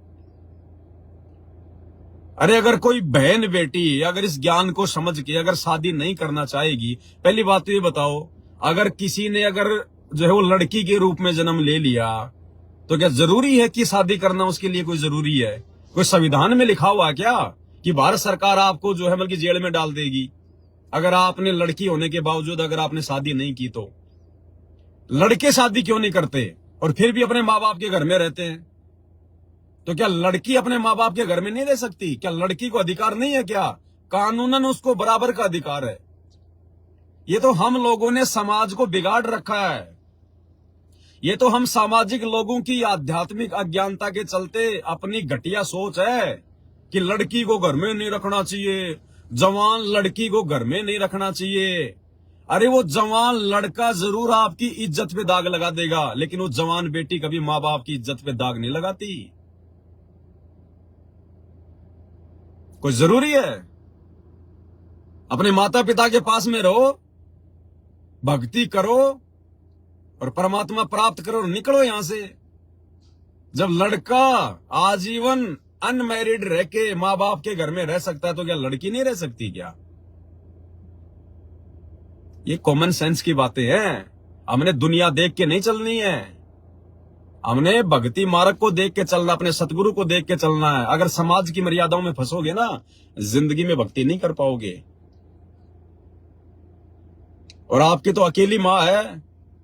अरे बहन जी, आपका तो सोने पे सुहागा है, क्यों चक्कर में पड़ रही हो फालतू में? क्यों बच्चे पैदा करने की मशीन बन रही हो जबरदस्ती? और साथ संगति से इतना ज्ञान लेके, इतना समझ के अपने सतगुरु भगवान को, और फिर विषय वासना में भाग रही हो। आप तो अपनी माँ की सेवा करो, आराम से बढ़िया रहो, बुढ़ापे में उसकी भी भक्ति बनेगी, उसकी भी सेवा होगी, और अपनी भक्ति कर। और शादी करनी है तो भाई गुरुजी के आने के बाद देखना, बाकी आपकी मर्जी है। मैं कोई जबरदस्ती तो शादी वाले दिन आपका हाथ पकड़ के अलग करूंगा नहीं। आपने पूछा इसलिए मैंने बता दिया, इस भक्ति मार्ग के रूल के हिसाब से।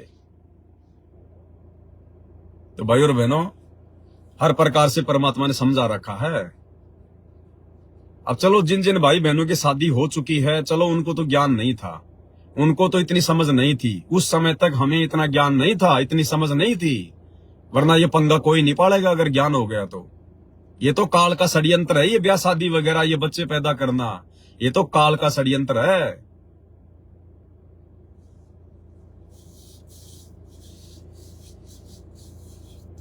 अरे इंजड़े भी तो इंसान है, वो कौन सी शादियां करते हैं? अरे वो कौन सी शादी करते हैं बताओ? क्या उनका बुढ़ापा नहीं कटता? उनके समाज के लोग उनकी बढ़िया सेवा करते हैं। जिनके बेटा बेटी है ना, उनसे अच्छी सेवा उन हिंजड़ों की होती है, उन किन्नरों की। उनके ग्रुप के लोग बुढ़ापे में उसकी सेवा करते हैं बैठे बैठे। हमें तो भगवान मिल गया। ठीक है, जिसको सतगुरु रामपाल जी की भक्ति प्राप्त नहीं है, जिसको ये अनमोल ज्ञान प्राप्त नहीं है, वो चाहे 20-20 शादियां करो, उसको तो ज्ञान नहीं है। अरे तुम्हें तो सब कुछ पता चल गया, भगवान धरती पर क्यों आया हुआ है, आप और हमें मनुष्य जन्म क्यों मिला है, हमारा मकसद क्या, हमारा टारगेट क्या है, और कितने समय की बात है ये। तुम्हें तो और भी हकीकत का पता चल गया कि जब तक सतगुरु रामपाल जी भगवान धरती पर हैं संत रूप में, तब तक ही मोक्ष प्राप्त होगा। उसके बाद में भक्ति चलेगी, इनका मार्ग चलेगा हजारों साल, लेकिन मोक्ष नहीं मिलेगा।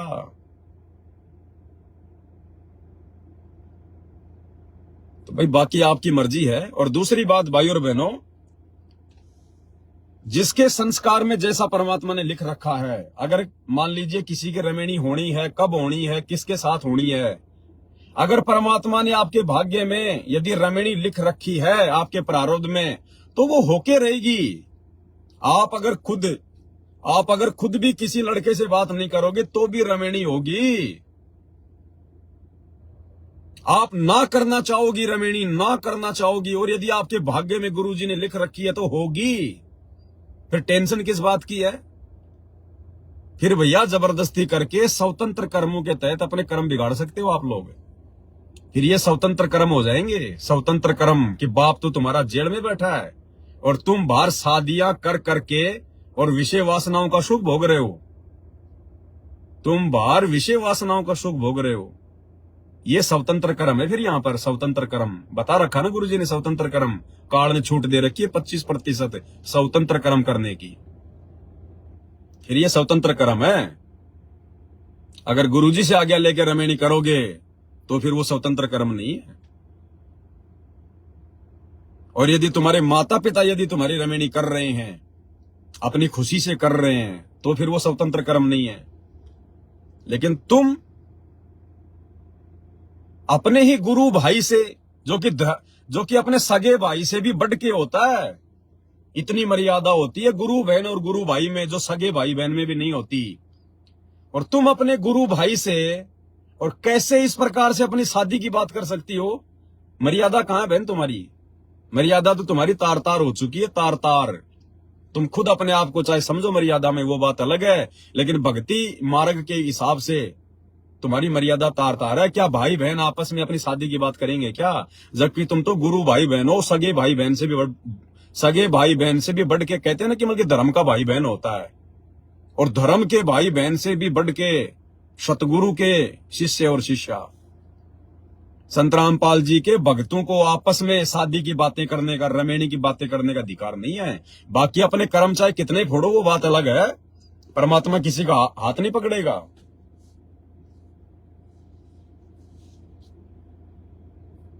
तो ये आपकी अपनी मौज है, आपकी अपनी मर्जी है। और फिर आप कह रही हो कि मेरी माता जी कह रही है कि मैं तो रिश्तेदारों को बुलाऊंगी, और आपने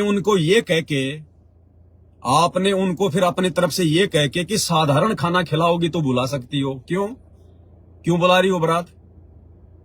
अरे क्यों बुलाई जा रही हो बारात भाई? अगर साधारण खाना खिलाओगी तो क्या सभी रिश्तेदारों को बुला लोगे क्या? ड्रामा कर रहे हो, रमेणी कर रहे हो? क्या कहा सतगुरु ने? अगर रमेणी करनी है, 2-4 आदमी इधर से 2-4 आदमी उधर से, इन आश्रम वालों की तरह संगत को इकट्ठा करके इन आश्रमों में ये ड्रामेबाजी करने की आवश्यकता नहीं होती। और रमेणी नहीं, फिर रामायण हो जाती है, रामायण। तो ये भी तुम्हारी कमजोरी है, ये कहना कि अगर साधारण खाना खिलाओगी तो रिश्तेदारों को बुला सकती हो। वो तो 100 को इकट्ठा कर लेगी, वो तो अपने 100 रिश्तेदारों को इकट्ठा कर लेगी। फिर तुम क्या करोगी? उसने बुलाया अपने किसी और एक रिश्तेदार को और वो अपने साथ में लेके गाड़ी 4 को और बैठा लाया, तुम उसके धक्के मारोगी? तो ये किसने आज्ञा दे दी आपको बहन जी? आपके गुरुजी के कौन से ज्ञान में लिखा हुआ है कि भीड़ इकट्ठी करो आप? और फिर मुझसे पूछ रही हो कि भगत जी माता जी कह रही है कि नहीं, मैं तो अच्छे से अच्छा खाना खिलाऊंगी और सारे रिश्तेदारों को बुलाऊंगी। और फिर आप मेरे से पूछ रही हो कि भगत जी अब मुझे क्या करना है? क्यों, आपको ज्ञान नहीं है इस बात का? आपको इस बात का ज्ञान नहीं है क्या? पवन दास से यश करवा के मुझे हम की बलि का बकरा बनाना चाह रहे हो क्या? क्या आपको नहीं पता कि पवन दास इसके बारे में क्या जवाब देगा? तो ये भी आपकी आध्यात्मिक ज्ञानहीनता है, आपकी नादानी, आपकी कमजोरी है। आप खुद मना नहीं कर सकते अपनी मम्मी को, लेकिन आप मना इसलिए नहीं कर रही क्योंकि आपके मन में शादी के लड्डू फूट रहे। आप विरोध इसलिए नहीं कर पा रही, मना नहीं कर पा रही क्योंकि आपके खुद के मन में शादी के लड्डू फूट रहे हैं। अगर इस समय अगर मम्मी को नाराज कर दिया और कुछ कर दिया तो क्या पता रमेणी होने दे, नहीं होने दे। तो ये आपकी कमजोरी है क्योंकि आपका स्वार्थ बीच में आ गया यहां पर। तो बहन जी मैं क्यों कहूंगा कि आप बुलाओ, अच्छा खिलाओ या बुरा खिलाओ? मेरे गुरुदेव भगवान ने तो साफ कह रखा है कि भैया मुश्किल से 2-4 आदमी लड़के वाले और 2-4 आदमी लड़की वाली, इससे ज्यादा ड्रामाबाजी नहीं। अब फिर आप जानो बहन जी, आपकी मम्मी जाने, आपका अपना ज्ञान आधार जाने। मेरे आपसे देखो, मैं तो आपको जानता भी नहीं बहन जी, खाली आपका मैसेज आया मेरे पास तो उसी आधार से मैंने आपको जवाब दिया है। और ना मेरा किसी से कोई राग द्वेष ईर्ष्या होती है। अगर कोई अच्छा करेगा तो अपने आत्म कल्याण के लिए करेगा, बुरा करेगा तो अपने लिए करेगा। मेरा तो बिगड़ने वाला कुछ है नहीं। मुझे तो परमात्मा ने एक मौका दे दिया वीडियो बनाने के लिए, ताकि आप जैसी गलती यदि और भाई बहन संगत में कर रहे हैं तो उनको एक शिक्षा मिल जाए। बाकी तो आपकी मौज है, आपकी मर्जी है। अरे हमें तो काल के लोक में जीवित मरना है। तुम लोग जीवित होकर उठ रहे हो, तुम लोग जीवित होने की सोच रहे हो और परमात्मा कहते हैं जीवित मरना पड़ेगा।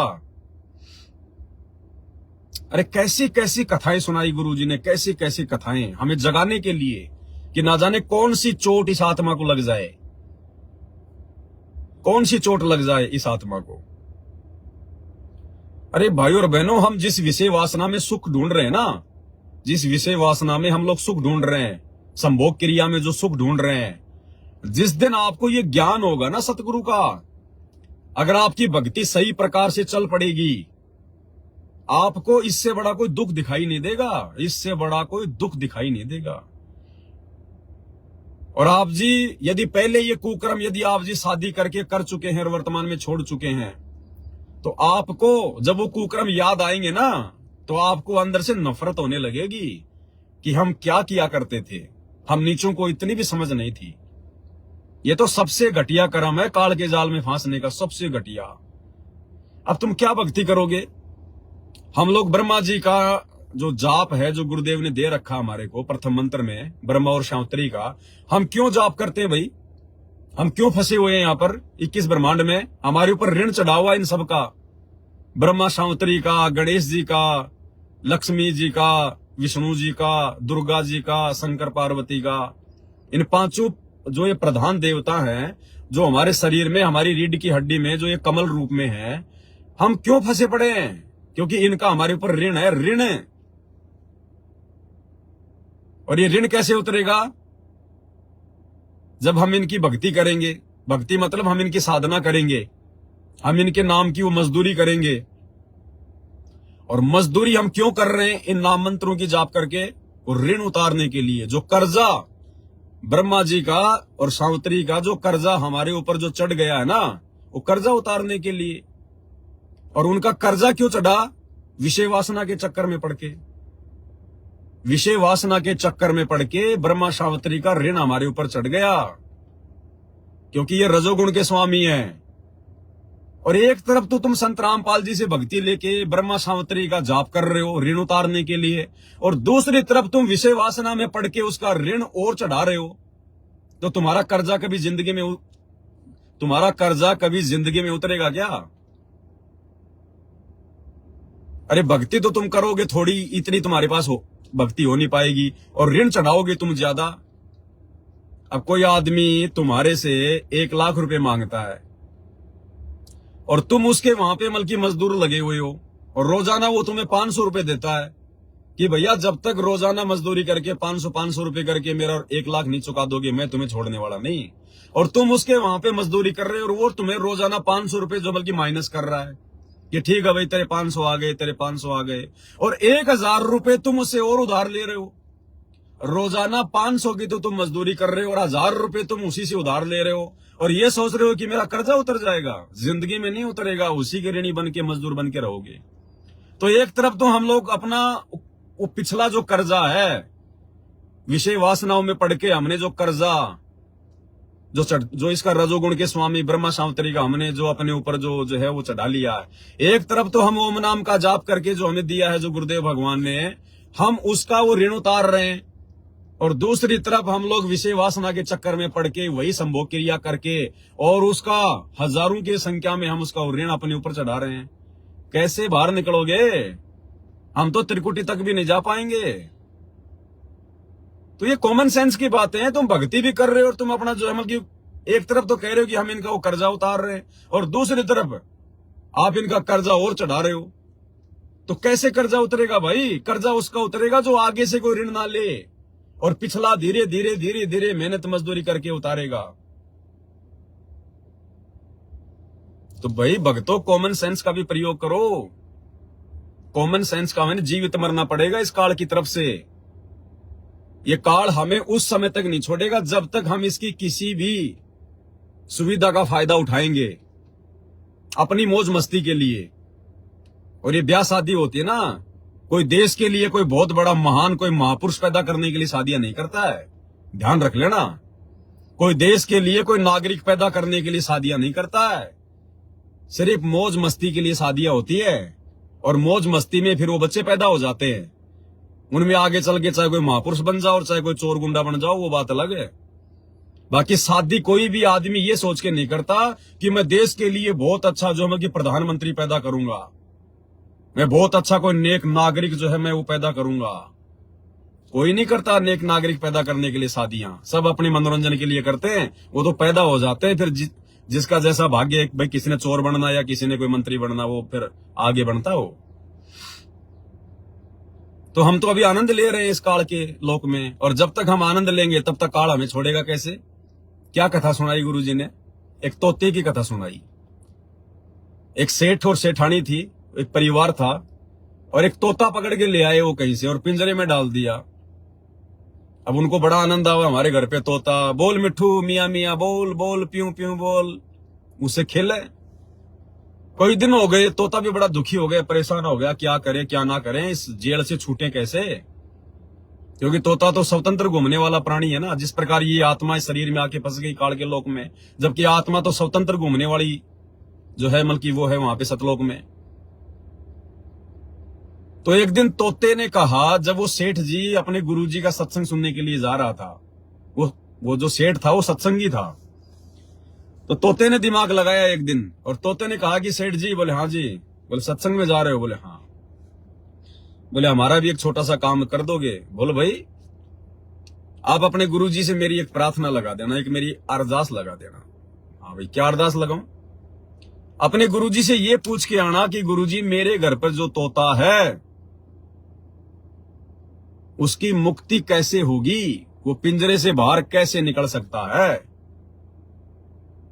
उसकी मुक्ति कैसे होगी? तो सेठ ने कहा कि ये तो कोई बड़ी बात नहीं, मैं पूछ के आ जाऊंगा, क्या दिक्कत है इसमें?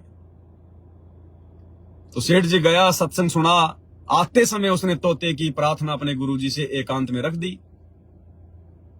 कहा कि गुरुजी, ऐसे ऐसे मेरे घर पे तोता है। उसने ये सवाल किया कि गुरुजी से पूछना कि मेरी मुक्ति कैसे होगी?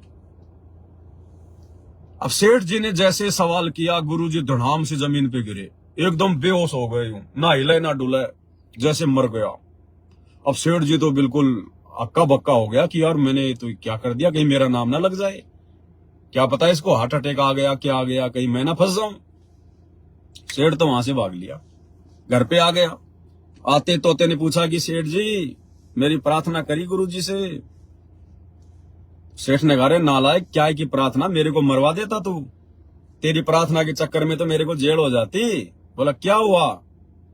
बोला जैसे मैंने तेरी अरदास की कि गुरुजी मेरे घर पर एक तोता है, उसने अरदास लगाई है कि गुरुजी से पूछना कि मेरी मुक्ति कैसे होगी, मैं कैसे इस पिंजरे से बाहर निकल पाऊंगा। और नालायक गुरुजी तो बेहोश होके गिर गए। मैंने हिलाया डुलाया, कोई रिएक्शन ही नहीं दिया, मैं तो छोड़ के भाग के आ गया। तोता समझ गया, शब्द सैन सतगुरु की पहचान है, पावे अटल सुहागरे। सेठ तो मूर्ख था, नहीं समझा, सत्संगी था फिर भी नहीं समझा, वो तोता समझ गया। रात को सो गए सारे परिवार वाले, सुबह उठे तो सेठ ने देखा, रे तोते को क्या हो गया, बिल्कुल गर्दन टूटी हुई, सारा सब कुछ यूं। सेठ ने यूं हिलाया पिंजरा तो यूं यूं हो गया, पिंजरा अगर यूं हिलाया तो यूं हो गया। अब सेठ ने सोचा, रे ये तो मर गया, और भाई ये तो जानवरों में जो है मतलब बीमारी भी आ रही है, और कहीं कोई बैक्टीरिया ना आ जाए, कहीं हम और ना बीमार हो जाएं। उसको मरा हुआ जान के सेठ ने तुरंत पिंजरा खोल दिया, और जैसे ही पिंजरा खोला तुरंत तोता उड़ के और आजाद हो गया तुरंत, क्योंकि वो संकेत समझ गया गुरु का। उस गुरु ने ये संदेशा दिया था कि बेटा अगर पिंजरे से मुक्त होना है तो जीवित मरना पड़ेगा, जैसे मैंने जीवित मर के इस सेठ को दिखाया। बेटा जीवित मरना पड़ेगा, और जब तक जीवित नहीं मरेंगे तब तक ये सेठ तुम्हें घर से बाहर नहीं निकालेगा। वो सेठ समझो काल, और तोता समझो आत्मा, और ये पिंजरा समझो 21 ब्रह्मांड। तो सेठ ने सोचा ये तो मर गया, मेरे किसी काम का ही नहीं, अब मैं इसके साथ में थोड़ा बहुत टाइम पास किया करता था, मनोरंजन किया करता था, मेरा मन बहलाया करता था, अब ये तोता तो किसी काम का नहीं, और कहीं कोई जो है इन्फेक्शन ना हो जाए। तुरंत उसको पिंजरा खोल दिया, तुरंत तोता उड़ गया। तो भाई जब तक हम इस काल का मनोरंजन करते रहेंगे, शादियां करके, विषय वासना के चक्कर में पड़ के, बच्चे पैदा करके, तब तक ये काल हमें कैसे छोड़ेगा? ये हमसे खेलता रहेगा, हम तो इसके लिए खिलौने हैं। तब तक ये काल हमसे खेलता रहेगा, हमें नहीं छोड़ेगा, पिंजरा नहीं खोलेगा। और जब तक हम पूरी तरह से काल के लिए नहीं मर जाएंगे कि हम तेरे किसी काम के नहीं, अब हम तेरी किसी भी ऐसी सुविधा का फायदा नहीं उठा रहे। हमें जो भी सुविधा देगा हमारा सतगुरु देगा, और सुविधा हम सतलोक में लेंगे। अगर आनंद भी लेंगे तो सतलोक में लेंगे। गुरुजी ने बता दिया कि बेटा यहां तो आनंद नाम की चीज नहीं है, ये आनंद भी जो तुम यहां पर विषय वासना में ढूंढ रहे हो, इससे भी अरबों खरबों गुना उत्तम आनंद सतलोक में है। वहां पे जो तुम्हारी जो घरवाली होगी, जो हंसनी होगी, जो भगतमती होगी, वहां पे ये गंदा काम नहीं होता, वहां तो नूरी शरीर है। लेकिन एक दूसरे को देख देख के इतना आनंद आता है। गुरुजी कहते हैं यहाँ के संभोग क्रिया में भी वो आनंद नहीं है, यहाँ की संभोग क्रिया से अरबों खरबों गुना आनंद। वहां तुम एक दूसरे के ऊपर मोहित होकर, मन मोहित होकर तुम आनंद प्राप्त करोगे। उस सुख का यहां वर्णन ही नहीं किया जा सकता। तो सोचो सतलोक में क्या सुख होगा, और हम यहां का सुख नहीं छोड़ रहे। ये गंदा सुख, झूठा सुख, 2 मिनट का सुख, उसके बाद में शकल से भी अच्छे नहीं लगते आपस में, और हम इसी सुख में घुसे हुए हैं। और काहे का सुख है ये, उसके बाद में दुख ही दुख है। फिर वो तोता तोती पैदा हो जाएंगे, फिर कभी उनके कपड़े, कभी उनकी लेटरिन साफ करना, कभी गोद में टट्टी करेगा, कभी कहां करेगा, हैं? फिर भरते रहना उनकी स्कूल की फीस। तो ये बाकी दुनिया जो भक्ति नहीं कर रही है ना, ये पैदा कर करके करेगी अपना काम है। अरे आप और हमें ज्ञान हो गए तो हमें तो निकलना है यहां से। अब भी बच्चे पैदा करने में लगे रहोगे क्या? ये बाकी दुनिया जो भक्ति नहीं करेगी आने वाले समय में, जिसको ज्ञान नहीं होगा, वो करती रहेगी बच्चे पैदा। हमने तो सतलोक में बनाना अपना परिवार, सतलोक में बेटा बेटी तैयार करने जाके, और तुम यहीं पे घर बसाने की जो है वो कर रहे हो तैयारी। तो भाई और बहनों, जब तक उस तोते की तरह जीवित नहीं मरेंगे तब तक वो सेठ रूपी निरंजन, वो सेठ रूपी काल इस पिंजरे से बाहर नहीं निकालेगा। अब देखो, हर प्रकार से गुरुजी ने समझाया हुआ है भाई और बहनों। दास तो केवल हल्का हल्का रिपीट कर रहा है। बाकी देखो भाई, भगत की अपनी मौज, अपनी मर्जी। बाकी जो अपने सतगुरु पर पूरी तरह से आश्रित हो जाएगा और आश्रित होकर, मर्यादित होकर भक्ति करेगा। आश्रित होने से भी काम नहीं चलता अकेले, आश्रित तो होना ही होना पड़ेगा, साथ में मर्यादित भी होना पड़ेगा। तब सतगुरु अपने पलकों पे रखेगा, अपनी पलकों पर। और भले आपकी शादी हो ना हो, बेटा बेटी हो ना हो, चलो जिन्होंने शादी कर ली और जिनके बेटा बेटी नहीं हो रहे, फिर वो क्या करेंगे बुढ़ापे में? अगर बुढ़ापे की चिंता को लेके शादी कर रहे हो कि बाल बच्चे बुढ़ापे में सेवा करेंगे, तो जिन भाई बहनों की शादियां हो चुकी हैं और जिनके आज तक कोई संतान नहीं हो रही, फिर उनका क्या होगा बुढ़ापे में? उनकी सेवा कौन करेगा फिर? सतगुरु करेगा सेवा, सतगुरु करवाएगा सेवा। तो ऐसे तुम्हारी होगी फिर, अगर विश्वास रखोगे तो। कहे कबीर सुनो बे साधो, मैं तो हूं विश्वास में।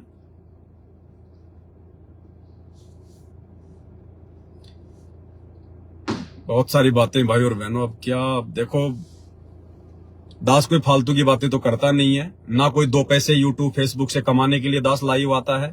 ये तो हराम की कमाई है। हम तो सपने में भी नहीं सोच सकते यूट्यूब फेसबुक की कमाई। और ना हमारे पास में इतना फालतू समय है। यहाँ तो एक एक श्वास की कीमत बता रखी है गुरुजी ने। कहता हूं कहीं जात हूं, कहूं बजाकर ढोल, श्वास जो खाली जाता है 3 लोग का मोल। और ये दास बार बार लाइव नहीं आना चाहता। मेरी अंदर से इच्छा नहीं होती लाइव आने की, लेकिन जब परमात्मा की तरफ से ज्यादा ही जब की दबाव आता है, तब दास लाइव आता है। क्योंकि मैं नहीं चाहता कि बार बार मेरे वीडियो देख के आप लोग भी अपना समय खराब करो। और मैं डरता हूं कि कहीं परमात्मा मेरे वीडियो ज्यादा देखने से, या मेरी जो है कहीं कोई भगत जो है मतलब उनका कोई समय बर्बाद ना हो जाए। नहीं, इस दास के पास तो इतने टॉपिक हैं, इतने सब्जेक्ट हैं, दिन में अगर 20 बार लाइव आऊं तो भी थोड़ा है। लेकिन परमात्मा से थोड़ा भय है, डर है। मैं कोई पब्लिसिटी के लिए, कोई अपने नाम प्रचार के लिए, मैंने कोई चुनाव थोड़ी लड़ना है कि मैंने कोई वोट बैंक कोई तैयार करना है। ये दुनिया तो अपने स्वार्थ के लिए करती है, सोशल सेवा वगैरह जो भी होती है, अपने फायदे के लिए, अपने स्वार्थ के लिए, अपनी पब्लिसिटी के लिए, जान पहचान के लिए। हम तो जान पहचान मिटाने में लगे हुए हैं। हमें जान पहचान बनानी नहीं है यहाँ पर। हमने तो 21 ब्रह्मांड से अपनी आइडेंटिटी समाप्त करनी है। परमात्मा ने बता दिया, बेटा आज तो ये मनुष्य जन्म प्राप्त करके तू अपनी आइडेंटिटी बना लेगा। आज तो तू अपनी पहचान बना ले, और कल को जब गधा कुत्ता सुअर बन के घूमेगा तब कौन जानेगा तेरे को। तो हमने तो अपनी आइडेंटिटी समाप्त करनी है मेरे भाई। हमने तो सतलोक चलना है। ये लास्ट एंड फाइनल हमारा ये मनुष्य जन्म है, लास्ट एंड फाइनल। और जिसने बढ़ाना है भाई, वो करो फिर अपनी आइडेंटिटी।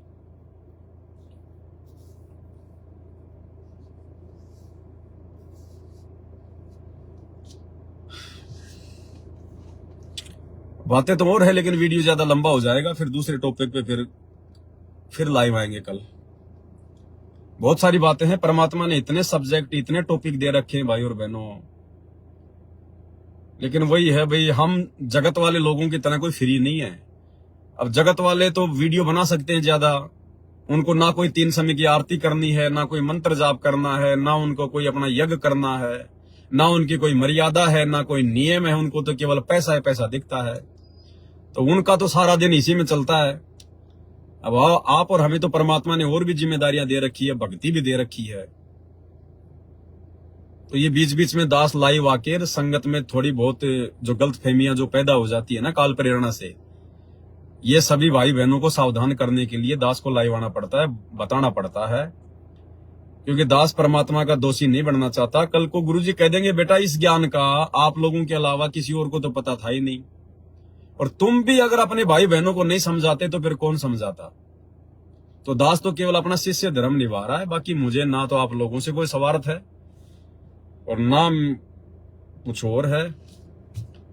लेकिन बताना जरूरी है भाई, कल को फिर क्योंकि परमात्मा किसी का दोषी नहीं बनता।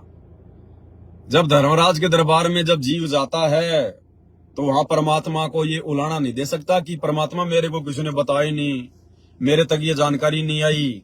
तो परमात्मा वहां पर ये वीडियो चला देगा, डिस्प्ले चला देगा, देख वो क्या चिल्ला रहा था, क्या चिल्ला रहा था। ये थोड़ी कि भगवान ही आके समझाएगा तेरे को, हर बात भगवान ही आके समझाएगा। अब एक भगत था और वो रास्ते रास्ते जा रहा था, सामने से कोई हाथी आ रहा था पागल। अब दुनिया इधर उधर भाग रही है और बोला नहीं मेरे को तो भगवान बचाएगा, मेरे को तो भगवान बचाएगा। एक आया दौड़ के, अरे बोला भगत जी साइड में बोले हाथी आ रहा है, पागल हो गया, कईयों को मार दिया। नहीं नहीं मेरे को तो भगवान बचाएगा कि भगवान आएगा। अरे बोला साइड में बोले मेरे भाई, बोला ना भगवान आएगा तब साइड में होऊंगा। इतने में हाथी आया, मारी सूंड की, दूसरे के मकान पे जाके गिरा। और बोले भगवान आप आए ही नहीं, भगवान आप आए ही नहीं। फिर आया भगवान। बोला वो जो आदमी बोल रहा था वो कौन था? अरे वो जो तेरे को कह रहा था, जो चिल्ला रहा था, वो भी तो भगवान का ही बच्चा था। तू साइड में क्यों नहीं हुआ? तो हर काम के लिए भगवान थोड़ी आएगा।